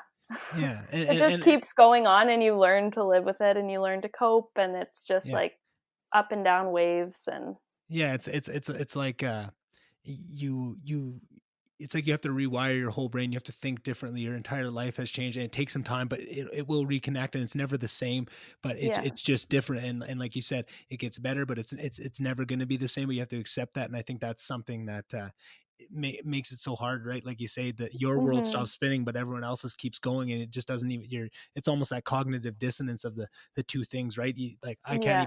I can't even imagine a world where that much where any happiness at all can live, and then you turn on social media and you see other people having whatever happiness they are. It just doesn't compute with your brain, right? And that takes a long time. Yeah. Oh, it Yeah. was really, really tough, but Yeah. And so from the outside, it seemed like you guys were using music a lot in the grieving process and helping you guys through that. And I feel like that was something that mhm. I connected with, because I think that was something at that time. I definitely started learning, I definitely learned a bunch of sad songs in those couple weeks and played them and cried in my Mhm. room and all those kind of things. And then to see you guys do the same thing, but just to so many different levels, and the performance you guys put on, man, I mean, bawling like a baby when I was watching them, but it was just so Yeah. beautiful at the same time, right? Just the sadness and the beauty. And just how much did music help you guys through that process? I think it did help like quite a bit. Yeah. Even just like, yeah, so we played at his funeral Hmm. service. Yeah, it was Um beautiful. Thank you so much. Yeah, so even that was kind of my dad's my dad kind of led that a little bit Hmm. more. And Yeah. yeah, and we wanted to, we played, what song was it? Ain't Here for a Long Time, I'm Here for a Good Time Yeah. by, I think, George George Strait. Strait. Yeah. Yeah. And then my dad was trying to get everyone up and dancing, and Hmm. it was just kind of a really cool thing, because it's a tough message, but it's like it's such a hard time, but Hmm. we wanted to like celebrate his life, and Yeah, that's totally what he would want. Like he wouldn't want exactly. anyone to be grieving or sad. And Mhm. Mhm. I mean, obviously we're going to grieve, that's Yeah. inevitable, Yeah. but he had such an amazing life, and just like such an amazing group of family and Yeah. friends. And And touch so many people um in so many ways, and, oh. yeah. And so we really just wanted to like celebrate that. And he was only alive for, yeah, 19 years, which as I get older is weird, because I'm Mhm. 23, and when he passed away I was 18. So it's just it's so weird. Yeah. Um but he accomplished so much in those 19 years and touched so many people's lives. And so Mhm. yeah, music kind of just helped us through that way. Yeah. And yeah, I've used it to try to I've tried to like write songs about him, and my dad actually wrote a really good song. It was called Bottled Up Inside. Mm-hmm. And it's one of the only songs my dad has like fully written and will sing in front of people. Yeah. And it's a really, really good song. And I have written a bunch of half songs about him. Mm-hmm. I usually just, for some reason, there's just like a block. I think Yeah. I honestly don't talk about Carter a ton. Mm-hmm. Unless it's with like people that knew him or my family. It's Right. not Yeah. something I usually tend to bring up. Of So I course think not. it's Yeah. one of those things that it's just kind of like mentally just like Mm-hmm. stacked away Yeah. Yeah. somewhere. I hear So when you. I go to write a song, it's just like buried Hard to tap in almost. there. Yeah, of course, of course. And But that'll probably come with time too, of just, as you get older too. I mean, you say 23, that's still so young in the grand scheme of things, of just right. how much more experience you'll have, and all that, and just understanding that. No. And Yeah.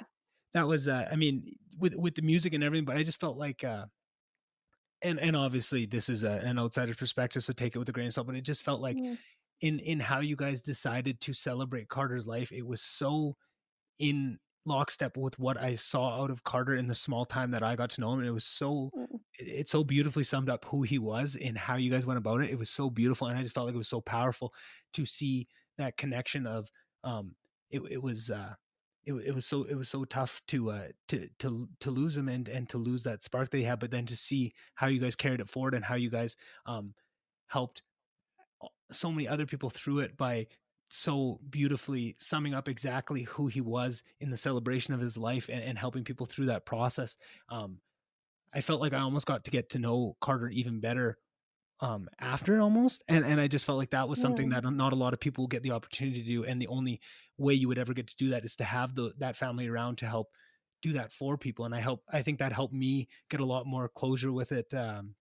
And obviously it's so far away from removed from the fact that whatever closure I needed, but I feel like that was so cool to me, and I feel like that has changed the way I look at life, and death, just moving forward from that, and just what an opportunity it can be to celebrate someone. I feel like mhm, I've never seen somebody's passing create such transformative times for so many other people. I feel like I'd only ever seen just pure sadness, right? Any funeral I'd ever, it was always just sad, sad, sad. That was the expected things. But yeah. not to say it wasn't extremely sad, but just to see that you can still have happiness, and you can still have humor, and you can still have all these things, Yeah.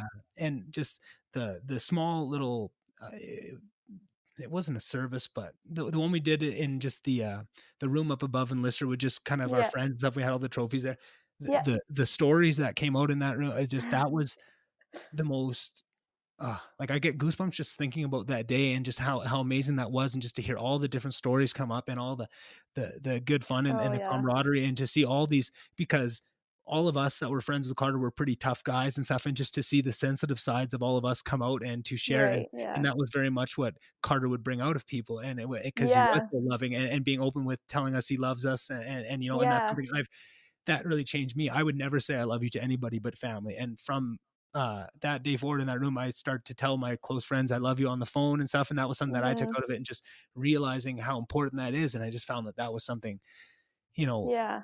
you always, it's hard to take silver linings out of something so sad, because it almost feels like it's disrespecting it by showing any happy side of something so sad, right? But Yeah. we got so many amazing things out of that experience, and I'm so thankful for your family. I feel like uh Oh, uh thank you so I just, much. yeah, no, That it means remains, that means a ton, honestly. yeah. Oh, well, Um, I'm glad, because it and that meant a would ton mean, to me. and yeah, and it meant a lot to my family too, to just be able to connect with like Hmm. you and with all of his friends and hear all those stories. And there Yeah. were so many, and like he was just such a funny guy, and Oh like my God, was he ever? Yeah. the stories are just endless. Yeah. So Yeah, there's not a shortage, that's for sure. Yeah, and that's what makes it so special. Just in 19 years to have that high quality of stories and that many laughs that can come out and just summing up, just a small group of people. And that was just his Lister friends, right? Like, oh man, the amount of people that he's touched that I wouldn't even know about too. It's just so special when you see someone that special. It just really puts a nice tight bow on just everything that somebody can accomplish in life, and almost shows you what is achievable almost as a goal. Like everybody should hold that as the highest standard of, that is what I would want to achieve. I would want to touch people like this. I would want to be that positive force that nobody has a bad word to say about, right? That is what everyone should be striving for. And it was just so beautifully summed up throughout that whole process it was quite transformative. And Lister was always different after that moment, but I think as the community, I think the community got stronger too, and everyone pulling together like that was very special. And I'm sure people that even didn't know Carter that well got a lot out of it and really learned a lot about themselves. So just there's a lot of silver linings we can pull out of it, but just Yeah. such a loss. And I just I still miss him, and I'm sure you do. And he's just such a special guy, and he really showed a lot. And I think you said it just perfectly. Just, man, how can you do that many things in 19 years and touch that many people? It's just it's a spectacular achievement that I'll never forget. So yeah. I don't know if Definitely. you want to keep talking, I can give you a break. I know you probably don't want to talk about Carter all that much, so we can go on to something else if you'd rather. If you got anything I else to like say. talking about him, honestly. So Yeah, for sure. And yeah. I'm more than willing to any degree that you want to. I'm here for you. So that's awesome. Yeah. Yeah. Yeah, I don't know. He just sorry. No, it's okay. And he's a special guy, and I think that'll be something that everyone that got to be lucky enough to come across Carter in their lives is going to carry with them for a long time. So yeah. So you got to play a couple dodgeball tournaments with Carter, and you got to see him out on the court in his element. Hey, so Actually, yeah. that was so awesome. He so this was in when would it have been? Not Dodge Fest, Campus Cup. Yeah. Yeah. November, yeah. Okay, so yeah, I played in Campus Cup in November with Carter, and it was hilarious. He would I just remember the one day he showed up like still drunk, completely like hammered. And it was, I don't know what time it was in the day, like 10 a.m. or something like that. And he just walked in and he's like dancing and there's like no music playing. and then we were playing, and I think Lauren was on our team as well, Carter's girlfriend. Yeah. And I didn't know Lauren all that well, so I was kind of just like awkwardly, like, Carter asked me to be on the team, but I didn't really know anyone. Yeah. But yeah, it was a ton of fun, and I remember he was one of the last people standing at one point in one of the games. And then he was just so hungover that apparently he like felt like he was gonna go puke, so he went and like just laid down against the wall in the back. Like when he was still in, he was just like laying there on the floor, and everyone's like, what is he doing? Oh boy. Yeah. But our team name was the Rice Potty Dotties also. But I think if nothing else of what dodgeball does is the creative naming and nicknames that come out of it, and the names of teams that come out of it. It's next level. I wish somewhere there was a compendium of all the different like Campus Cup and Dodge Fest names over like the 15 years that the LDL has been alive, of just all these crazy team names and some of the better nicknames that are on the back of the jerseys. Oh, it's just amazing. Oh God, there's so many. Alone. Yeah. I'm trying to think of, I don't know what all of Carter's names were, but I know he was Bad Guy one year. Like he named himself that, apparently. Bad Guy. And I was Carter's little sister, naturally. Yeah. That was my dodgeball name. But I don't know what his other. Yeah, I'm trying to remember. He had other names. I can picture both of his jersey colors. I just can't remember the nicknames on the back. Yeah. I feel like I was always I'm not sure. I was always in front of him getting thrown at, not looking at the back. I was just worried about taking a ball in the face. He could throw it so goddamn hard. Oh man, that's so funny. And to think back, because there was every year there's a crop of young kids that come in that can throw pretty hard, and then just the next level. And you see, in the first couple of weeks, you can see who can throw pretty hard and who can put it, and then you see the next level. Okay, who are the people that can throw hard that are, you know, nice, and who, you know, take a little bit of extra pleasure out of throwing it pretty hard at people. And Carter was always that person. He would take himself out of the game if he hit someone in the face and thought they were hurt. He would, you know, take himself out of the game to go run across and make sure they're okay and all that. And just it was so funny to watch someone be so dominant on the court and just walking through people. Because definitely Carter, me and Carter went up against each other's, or our teams went up against each other a couple times throughout our years there, and could never take him down. He was always the thorn in my side. I never could beat him on any team he was on, whether it was regular season, All-Stars, playoffs. He always came up, and it was just a force of nature, right? It just he was crazy. He's just like so naturally good at sports, and also just insanely smart. Yeah, like I don't know if that was something that a lot of people in Lister knew, but in high school he won like academic athlete of the year, and he got 100% on his math diploma and could do math like so quick in his head. Like if you would just ask him like, oh Carter, what's like this number times this number, he would stand there for like 3 seconds and then he'd like give you the answer just like so quick. Holy shit. Which is insane, because which is something like I don't think a lot of people knew, but he was insanely good at math. Like when he was younger, my dad always tells people he would steal pennies out of my dad's, had like a big drawer of change, and he would just sit and he would just like count them all. Like he's just so crazy. But and then we shared a room actually for like a pretty long time, and I remember once, because I don't know, I feel like I just wasn't super smart, and he just took advantage of it a lot. Once he was once like, Marley, I have a really good idea. We should pool all of our spare change together, and then we can just like both use it. Like it's such a good idea. And I was just like, oh yeah, that's a great idea. And so then I remember he had like no money. And so then I just poured like because he just saw that I like had so much money saved up. And so I just remember pouring like all my change into this jar. And I just remember him like laughing. I mean, like, what?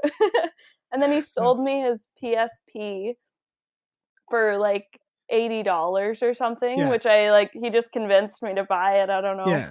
I don't know why. I was like, oh, okay. And so I bought it off him for like $80, and then of course I like never used it. And then like a month later, he convinced me to buy it back from me for like $20. It's like you just wheeling dealing, eh? Oh, funny. That's what big brothers are for, though. Yeah, so learned funny. A lot. No one can scam me now. Yeah, exactly. You're unscammable. Scammed out of enough.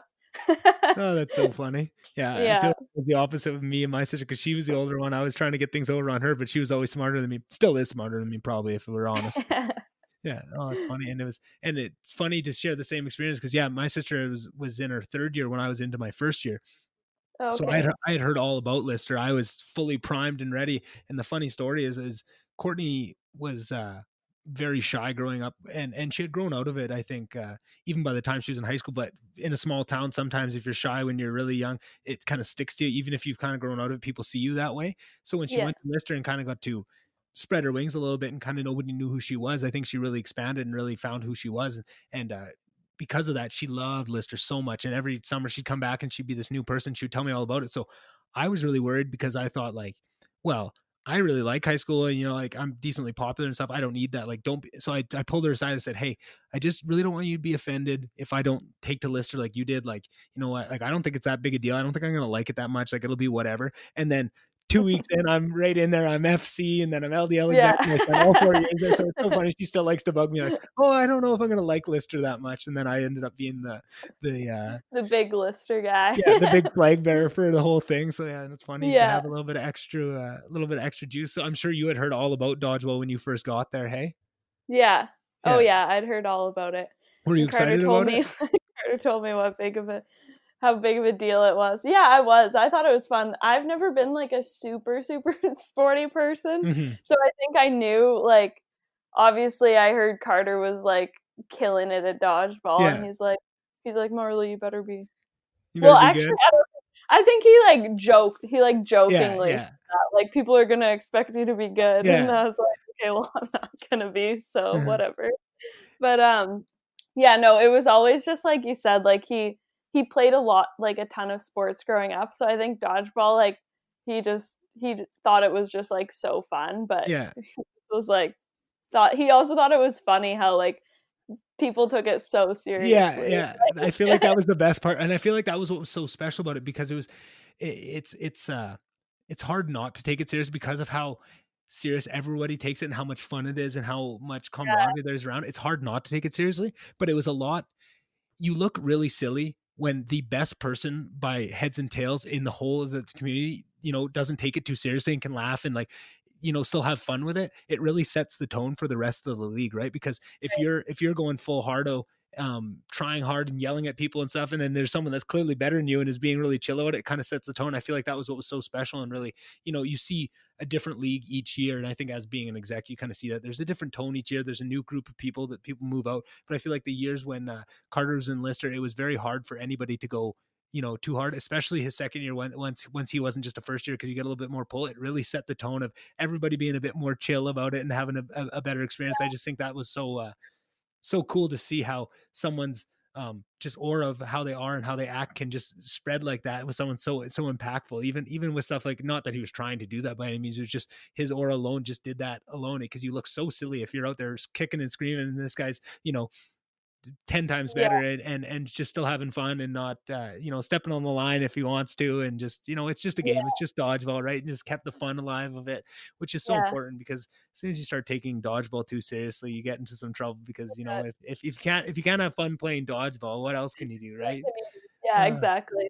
But yeah, there's videos of him too playing in like bathrobes and like yeah, yeah, I got to yeah, see that. yeah, and just the most ridiculous outfits and like wigs, like mullet wigs Yeah, and just, I got to like witness a lot of those outfits. That was yeah. good times.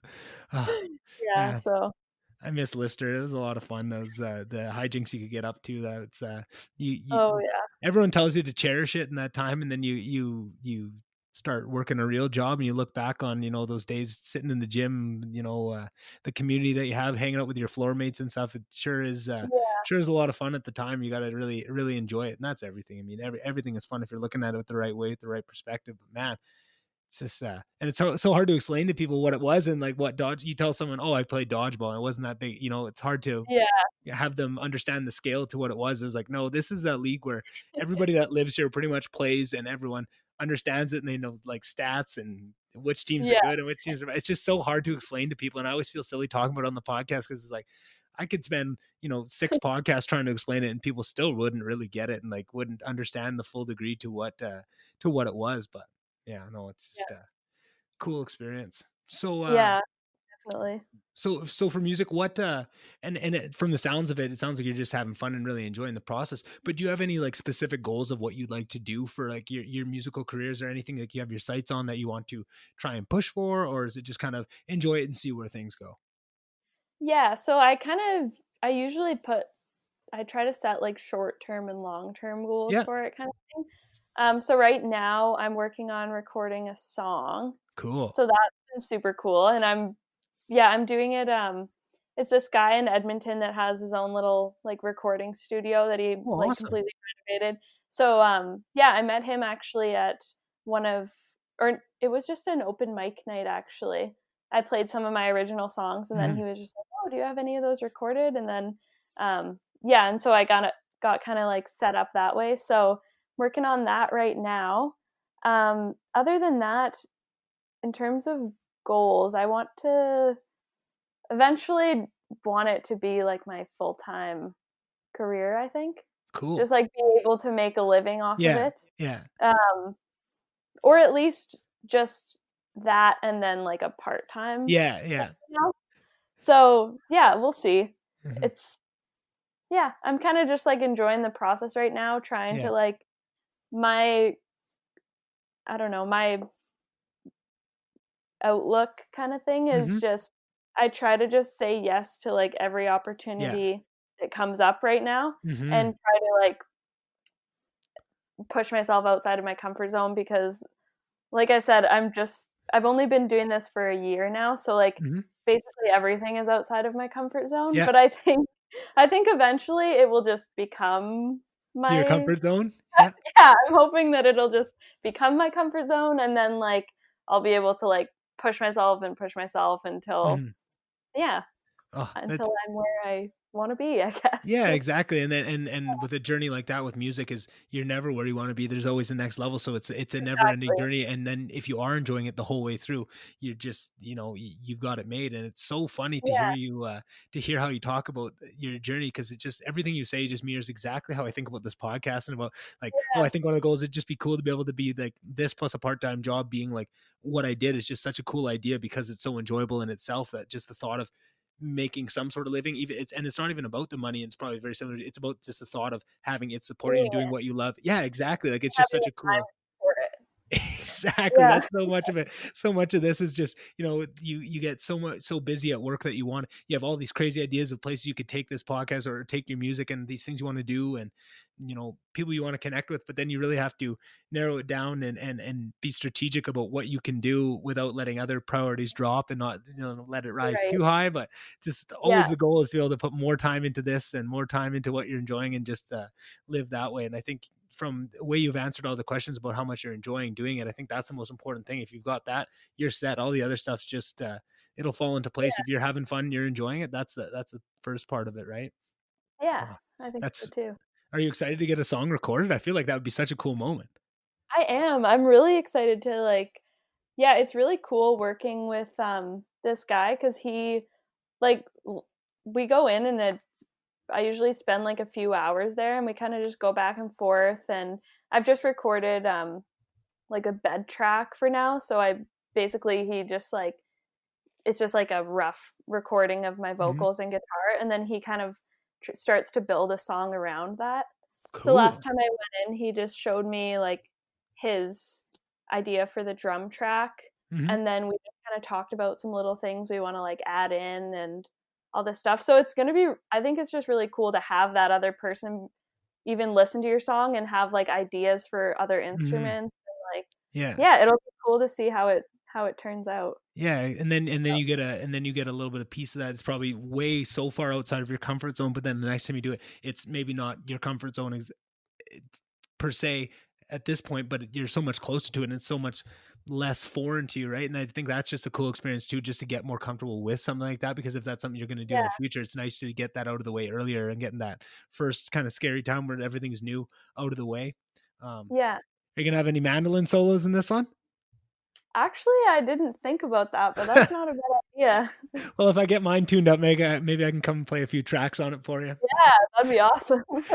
Well, and that's what I was saying. Once one of the big goals for this podcast is to get some sort of in-person setup. I mean, COVID kind of throws a wrench into that, but I'm still trying to invest into the equipment and stuff to make that happen. But I think that'd be Yeah, so cool for because music is such a big part of my life, and I love playing guitar and I love musicians and listening to. I'm just so interested in that. I think it'd be cool to have people on like yourself that could come on, do a podcast like this, and then jam after the fact and be able to play after. I feel yeah, like that would be so cool, that and would be so fun. yeah, and then I could secretly work my plan to get all these artists that I just love onto the podcast one day if I can grow it to size and be able to just jam with John Mayer and all these people, and so That's a good idea because yeah, you could even do it like a co-writing session podcast almost. help them write their next big hit because it wouldn't Yeah. be me singing it.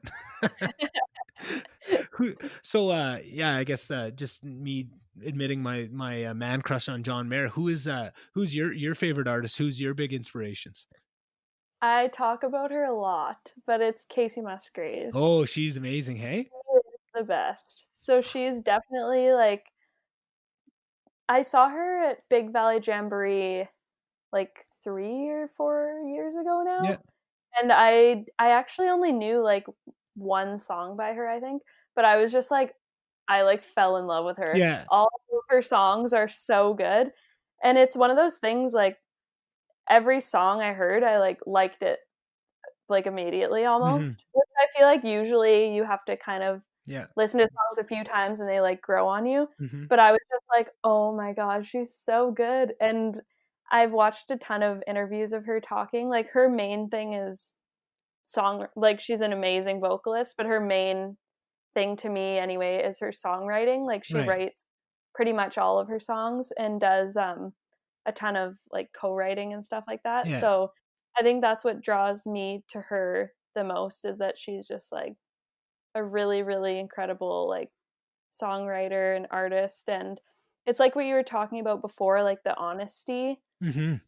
I find all her songs are so just super, super honest, and like there's no, I don't tend to gravitate toward, and this is a personal preference Mm-hmm. thing, but um like songs that are kind of like hidden meanings or like cryptic Yeah. kind of things. I really like songs that just kind of like say Tell a story almost. And, or are more like storytelling, because mm-hmm. that's kind of what the songs that I write, there's Mm-hmm. no meanings. Like I just say whatever. Yeah. They're the honesty is right. They're very upfront. Yeah. Yeah, so yeah, I just really, I'm obsessed with her. Yeah. She's my number one for sure. And it's funny that something I've been noticing since I got into podcasts, and I mean, hearing you say you listen to lots of interviews and you connect with her on more levels than just the music. I find that so much of whatever medium it is, right? Even something that's not as artistic, something like MMA fighting, right? I've been a pretty big fan over the last couple of years of MMA, but I find that the fighters that I'll connect with in their style, if you go and you find out who they are, whether it's interviews or podcasts, usually you connect, if you connect with their if their art speaks to you in a certain way, you almost can learn more about a person even past that art, and you can start to find that. And then when you can connect with someone on those other ones, then when you go back to the music or whatever their art is, you connect more with that, and you can kind of build and bounce, it's almost a feedback loop of learning more about that person, so you connect deeper with their art, and then connecting deeper with their art, you learn more about the person, kind of thing. And I found that Yeah, so much with definitely music, and I think that's what's so exciting for me of having more people starting podcasts. I think it's exciting, but also I just secretly love when people that I really connect with, like, it would make me no happier than if a John Mayer started a podcast, because I'm such a fan of him, and he doesn't do a lot of interviews. He doesn't, and even when he did, he'd be very dishonest about it. And I never really connected with his interviews because he was always putting on his rock star facade. But then yeah, when he got a little bit in the last couple of years, he's broken that down a little bit and become more honest with people and will come on podcasts. And he's such an interesting and super smart person, and just no, I don't think I could love his music any more than I already did. But then when you start connecting with that and watching documentaries on him, you just fall down that rabbit hole to the point where, they can do no wrong, and you just feel like you almost know them to that yeah, extra level. And I just feel like that's so special, whatever the art is, right? I mean, music is one of an easy example to prove it with, but I find like it's with everything. You can almost find that in anything. And it's so cool that not only the fact that you can do that, but I think it's cool that someone's art can tell you so much about them too, that you didn't know mm, much about Casey Musgraves when you first heard it, but something connected with you. And then when you investigate that deeper, you'll find what that was that connected you with it, right? You know what I mean? Like at first you right, almost, you're connected, but you don't know how. And then you yeah, do a little more digging, you connect with it a little bit more, and you find out retroactively what it was that first drew you in there, right? And I feel like that's such a cool process to go through. And music's just one of those things. Who else other than Casey Musgraves, who growing up, maybe who is some of your big influences? um I'm gonna say my sister and my dad. Oh, beautiful. Yeah, Oh, that's they're awesome. awesome. Yeah, so honestly, those are my, actually Carter played guitar too, which not a lot of people Yeah. know. Um, so yeah, I'd say like that was I'm so hugely. jealous of your musical family. Yeah, it's pretty awesome, and I've just learned so much, and to have people that are constantly so supportive of just me like being creative, and Yeah. just having my family be like, "Oh, have you written any new songs?" And like it's just, it's so awesome, and I couldn't Oh. ask for anything better. And it's cool too cuz yeah, like now my dad's starting to write music. We can like connect that way. Mhm. And actually my sister helped me write my most recent song that I Oh, wrote cool. about my niece. Oh, beautiful. So yeah. It's on my Instagram. Oh, I've definitely heard it then, because I feel like I've listened to everything you put out on Instagram. I love Yeah. listening. There's And that one something, was kind of like half about Carter. It was called Roller Coaster Ride. right? Yeah, I heard that one was beautiful. Yeah, so it was kind of just about like, not directly about Hmm. Carter, but just about like that we have this new baby coming into our lives, Yeah. and how just kind of explaining to her that life is going to just be like a roller coaster. Yeah. So Yeah. yeah, so that was really cool. Oh, well, But I feel like I feel like in just listening to everything you say, I feel like I just love how you see the positive and the enjoyment and the happiness and enjoying everything that you do, whether it's your music. I just think that's such a powerful thing to have naturally, and to hear. I feel like that's what needs to pass on to kids these days. I feel like so much about like school and education and what we're worried about is so much about training people how to make money and how to mhm, succeed in a certain bandwidth that is almost acceptable. I feel like so much more important than that is to teach people how to be happy and how to enjoy everything and enjoy every moment and not be worried about the consequences of yeah, it. And I feel like you're so good at that already. I feel like that's such a special thing, and I feel like your niece is very lucky to be able to grow up with you as her auntie, because she's gonna be able to learn that lesson from such a young age. I think that's so special, and I feel like I'm so excited to see what people can do. I feel like with supportive parents, and you're lucky that you love music just like they did, right? And the piece of that, but just to see what it can create in you with that freedom and that support, it's so cool to me just to be excited for the next generation of what are they going to build, like I feel like we have access to all these tools and things is going at such a high rate that what we're seeing right now is generations of people that with whatever level of support have created these things with the tools that were at hand. And now we're going to see in 10 years the next generation that had all these new tools, as long as they're supported in that same way, that you don't lose that what's important and fall into the trap of chasing money and chasing other things that maybe aren't as important. We're going to see some really amazing art come through. I feel like there's going to be amazing artists coming out, and you can see it. There's people that are 14 years old, and you can tell they've been supported from day one, and they've just have total creative freedom to run wherever they want to, and they'll be supported and run along behind them to make sure they don't fall, and you just see what comes out of that. It's so yeah, exciting to me, and I feel like just the human nature almost just gets me excited to think about what's going to come in the future, right? mhm, yeah, Yeah. no, for sure. Oh, that's awesome. Yeah. That's awesome. Yeah. Anything else that we miss in terms of music, in terms of Carter, in terms of Lister, in terms of dodgeball? Anything else that we didn't cover that I didn't ask you about that you thought I was going to ask you about? Um, Not that I can think of. I think you did a pretty good job. I Covered appreciate it. I appreciate it. Yeah, covered I all know. bases. That's good. That's good. I appreciate it. And Yeah, thank you so much for coming on, and thanks for being so open and being able to talk about it. I feel like that's something that it takes a lot of strength and a lot of courage to come on and do that, but I think that's going to help a lot of people. I feel like a lot of times people are rightfully so, but hesitant to speak about the feelings that they felt going through something like that. But I feel like it's so helpful for people that either have gone through it or currently going through it or will go through it in the future, to mm, have certain resources and hear it in depth from people of what it went through and the tools they use to help them. And I think that's going to help a lot of people, and I think a lot of people are going to connect with that. So just thank you so much. And if you could pass on a thank you to your family for everything that they did for me personally, I feel like that'd mean a lot to me. And just thank you so much for coming on. And as soon as I get the in-person setup, you'll be one of the first guests, because I want to definitely break the guitars out, and you can maybe show me how to write a song with some actual definitely. intent behind it instead of stumbling into it.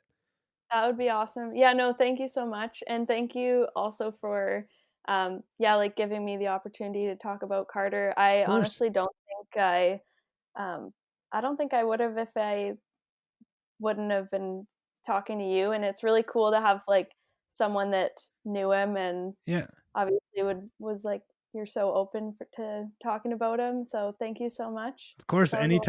anytime. Even if you just feel like talking for 10 minutes, I'm always a phone call away. I'll do it anytime you want. I'm here for you. Yeah, no, I really appreciate it. So Awesome. Thanks again. yeah, thank you. All right. See you, Marley. Hey, see you. All right, thanks, guys. That's another episode in the books. I know I said it in the intro, but I can't stress it enough. Thank you so much to Marley for being that open and talking about such tough things. I really think there's going to be some people that get a lot out of it. I think that's sadly something that a lot of families have experienced, and something that there's all different ways to go through it. And I think just seeing an example of someone of family so strong, and I think it really pulls the inner strength out of a family when you go through something like that. And it's just such a beautiful example of it. So I can't thank her enough. And so hopefully you guys enjoyed that episode. Like I say every time, if you can give me a follow on Instagram and Twitter for these pages for the VonDubCast, that's a huge help to growing this podcast. Also got a few other special things for people that are listening and really want to dive into the podcast more, just some ways that you can help me and I can help you, and just make kind of a place for discussion about these ideas. I've got some really cool ideas for what I can do to try and build this into more of a community rather than just a bunch of separate listeners all over the place. Or if you want to stay out of that community, just keep as a lurker with just listening from afar with no other points. I love that too. That's what I like on some podcasts, and some podcasts I like to get more involved in the community around it. So I want to just make sure that there's an option for however anybody wants to take this. I just remember being so frustrated for years when there was these podcasts that I would connect with so deeply, and I would just want to be more involved in them. There was no real avenue to do that, right? And now you're starting to see a lot more people have Patreons, and there'll be other things where you can become more involved if you want to, and eventually maybe I'll do that, but that's somewhere down the road. But like I said, thank you guys for listening, and I've got cool ideas coming in the future, and if anybody wants to help me out with any of those, I'm the biggest thing I'm missing right now for bringing these ideas to fruition is just manpower and man hours.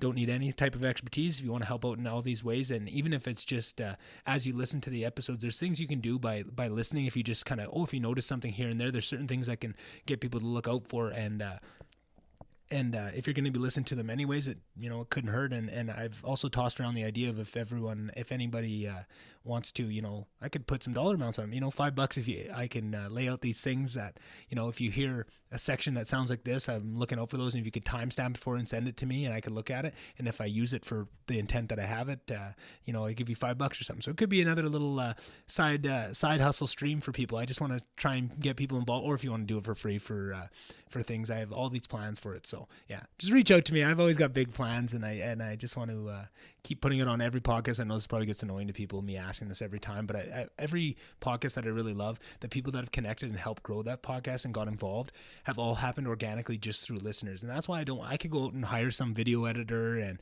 people to listen through and clip things out and do all this stuff. I could hire people to do that, but that's not what I want to do. I want to get somebody that wants to do it and understands kind of what I'm trying to build here and what I'm trying to do. So yeah, just in my every time, you're probably going to hear this a million more times before I find the right people and get surrounded by it, but it's important to me. So I appreciate people giving me that chance. And if you already turn it off after the interview, that's just fine too. I do that all the time with podcasts, and no hard feelings there. All right. I hope everyone has an awesome week, and I'll see you on the next one. Bye.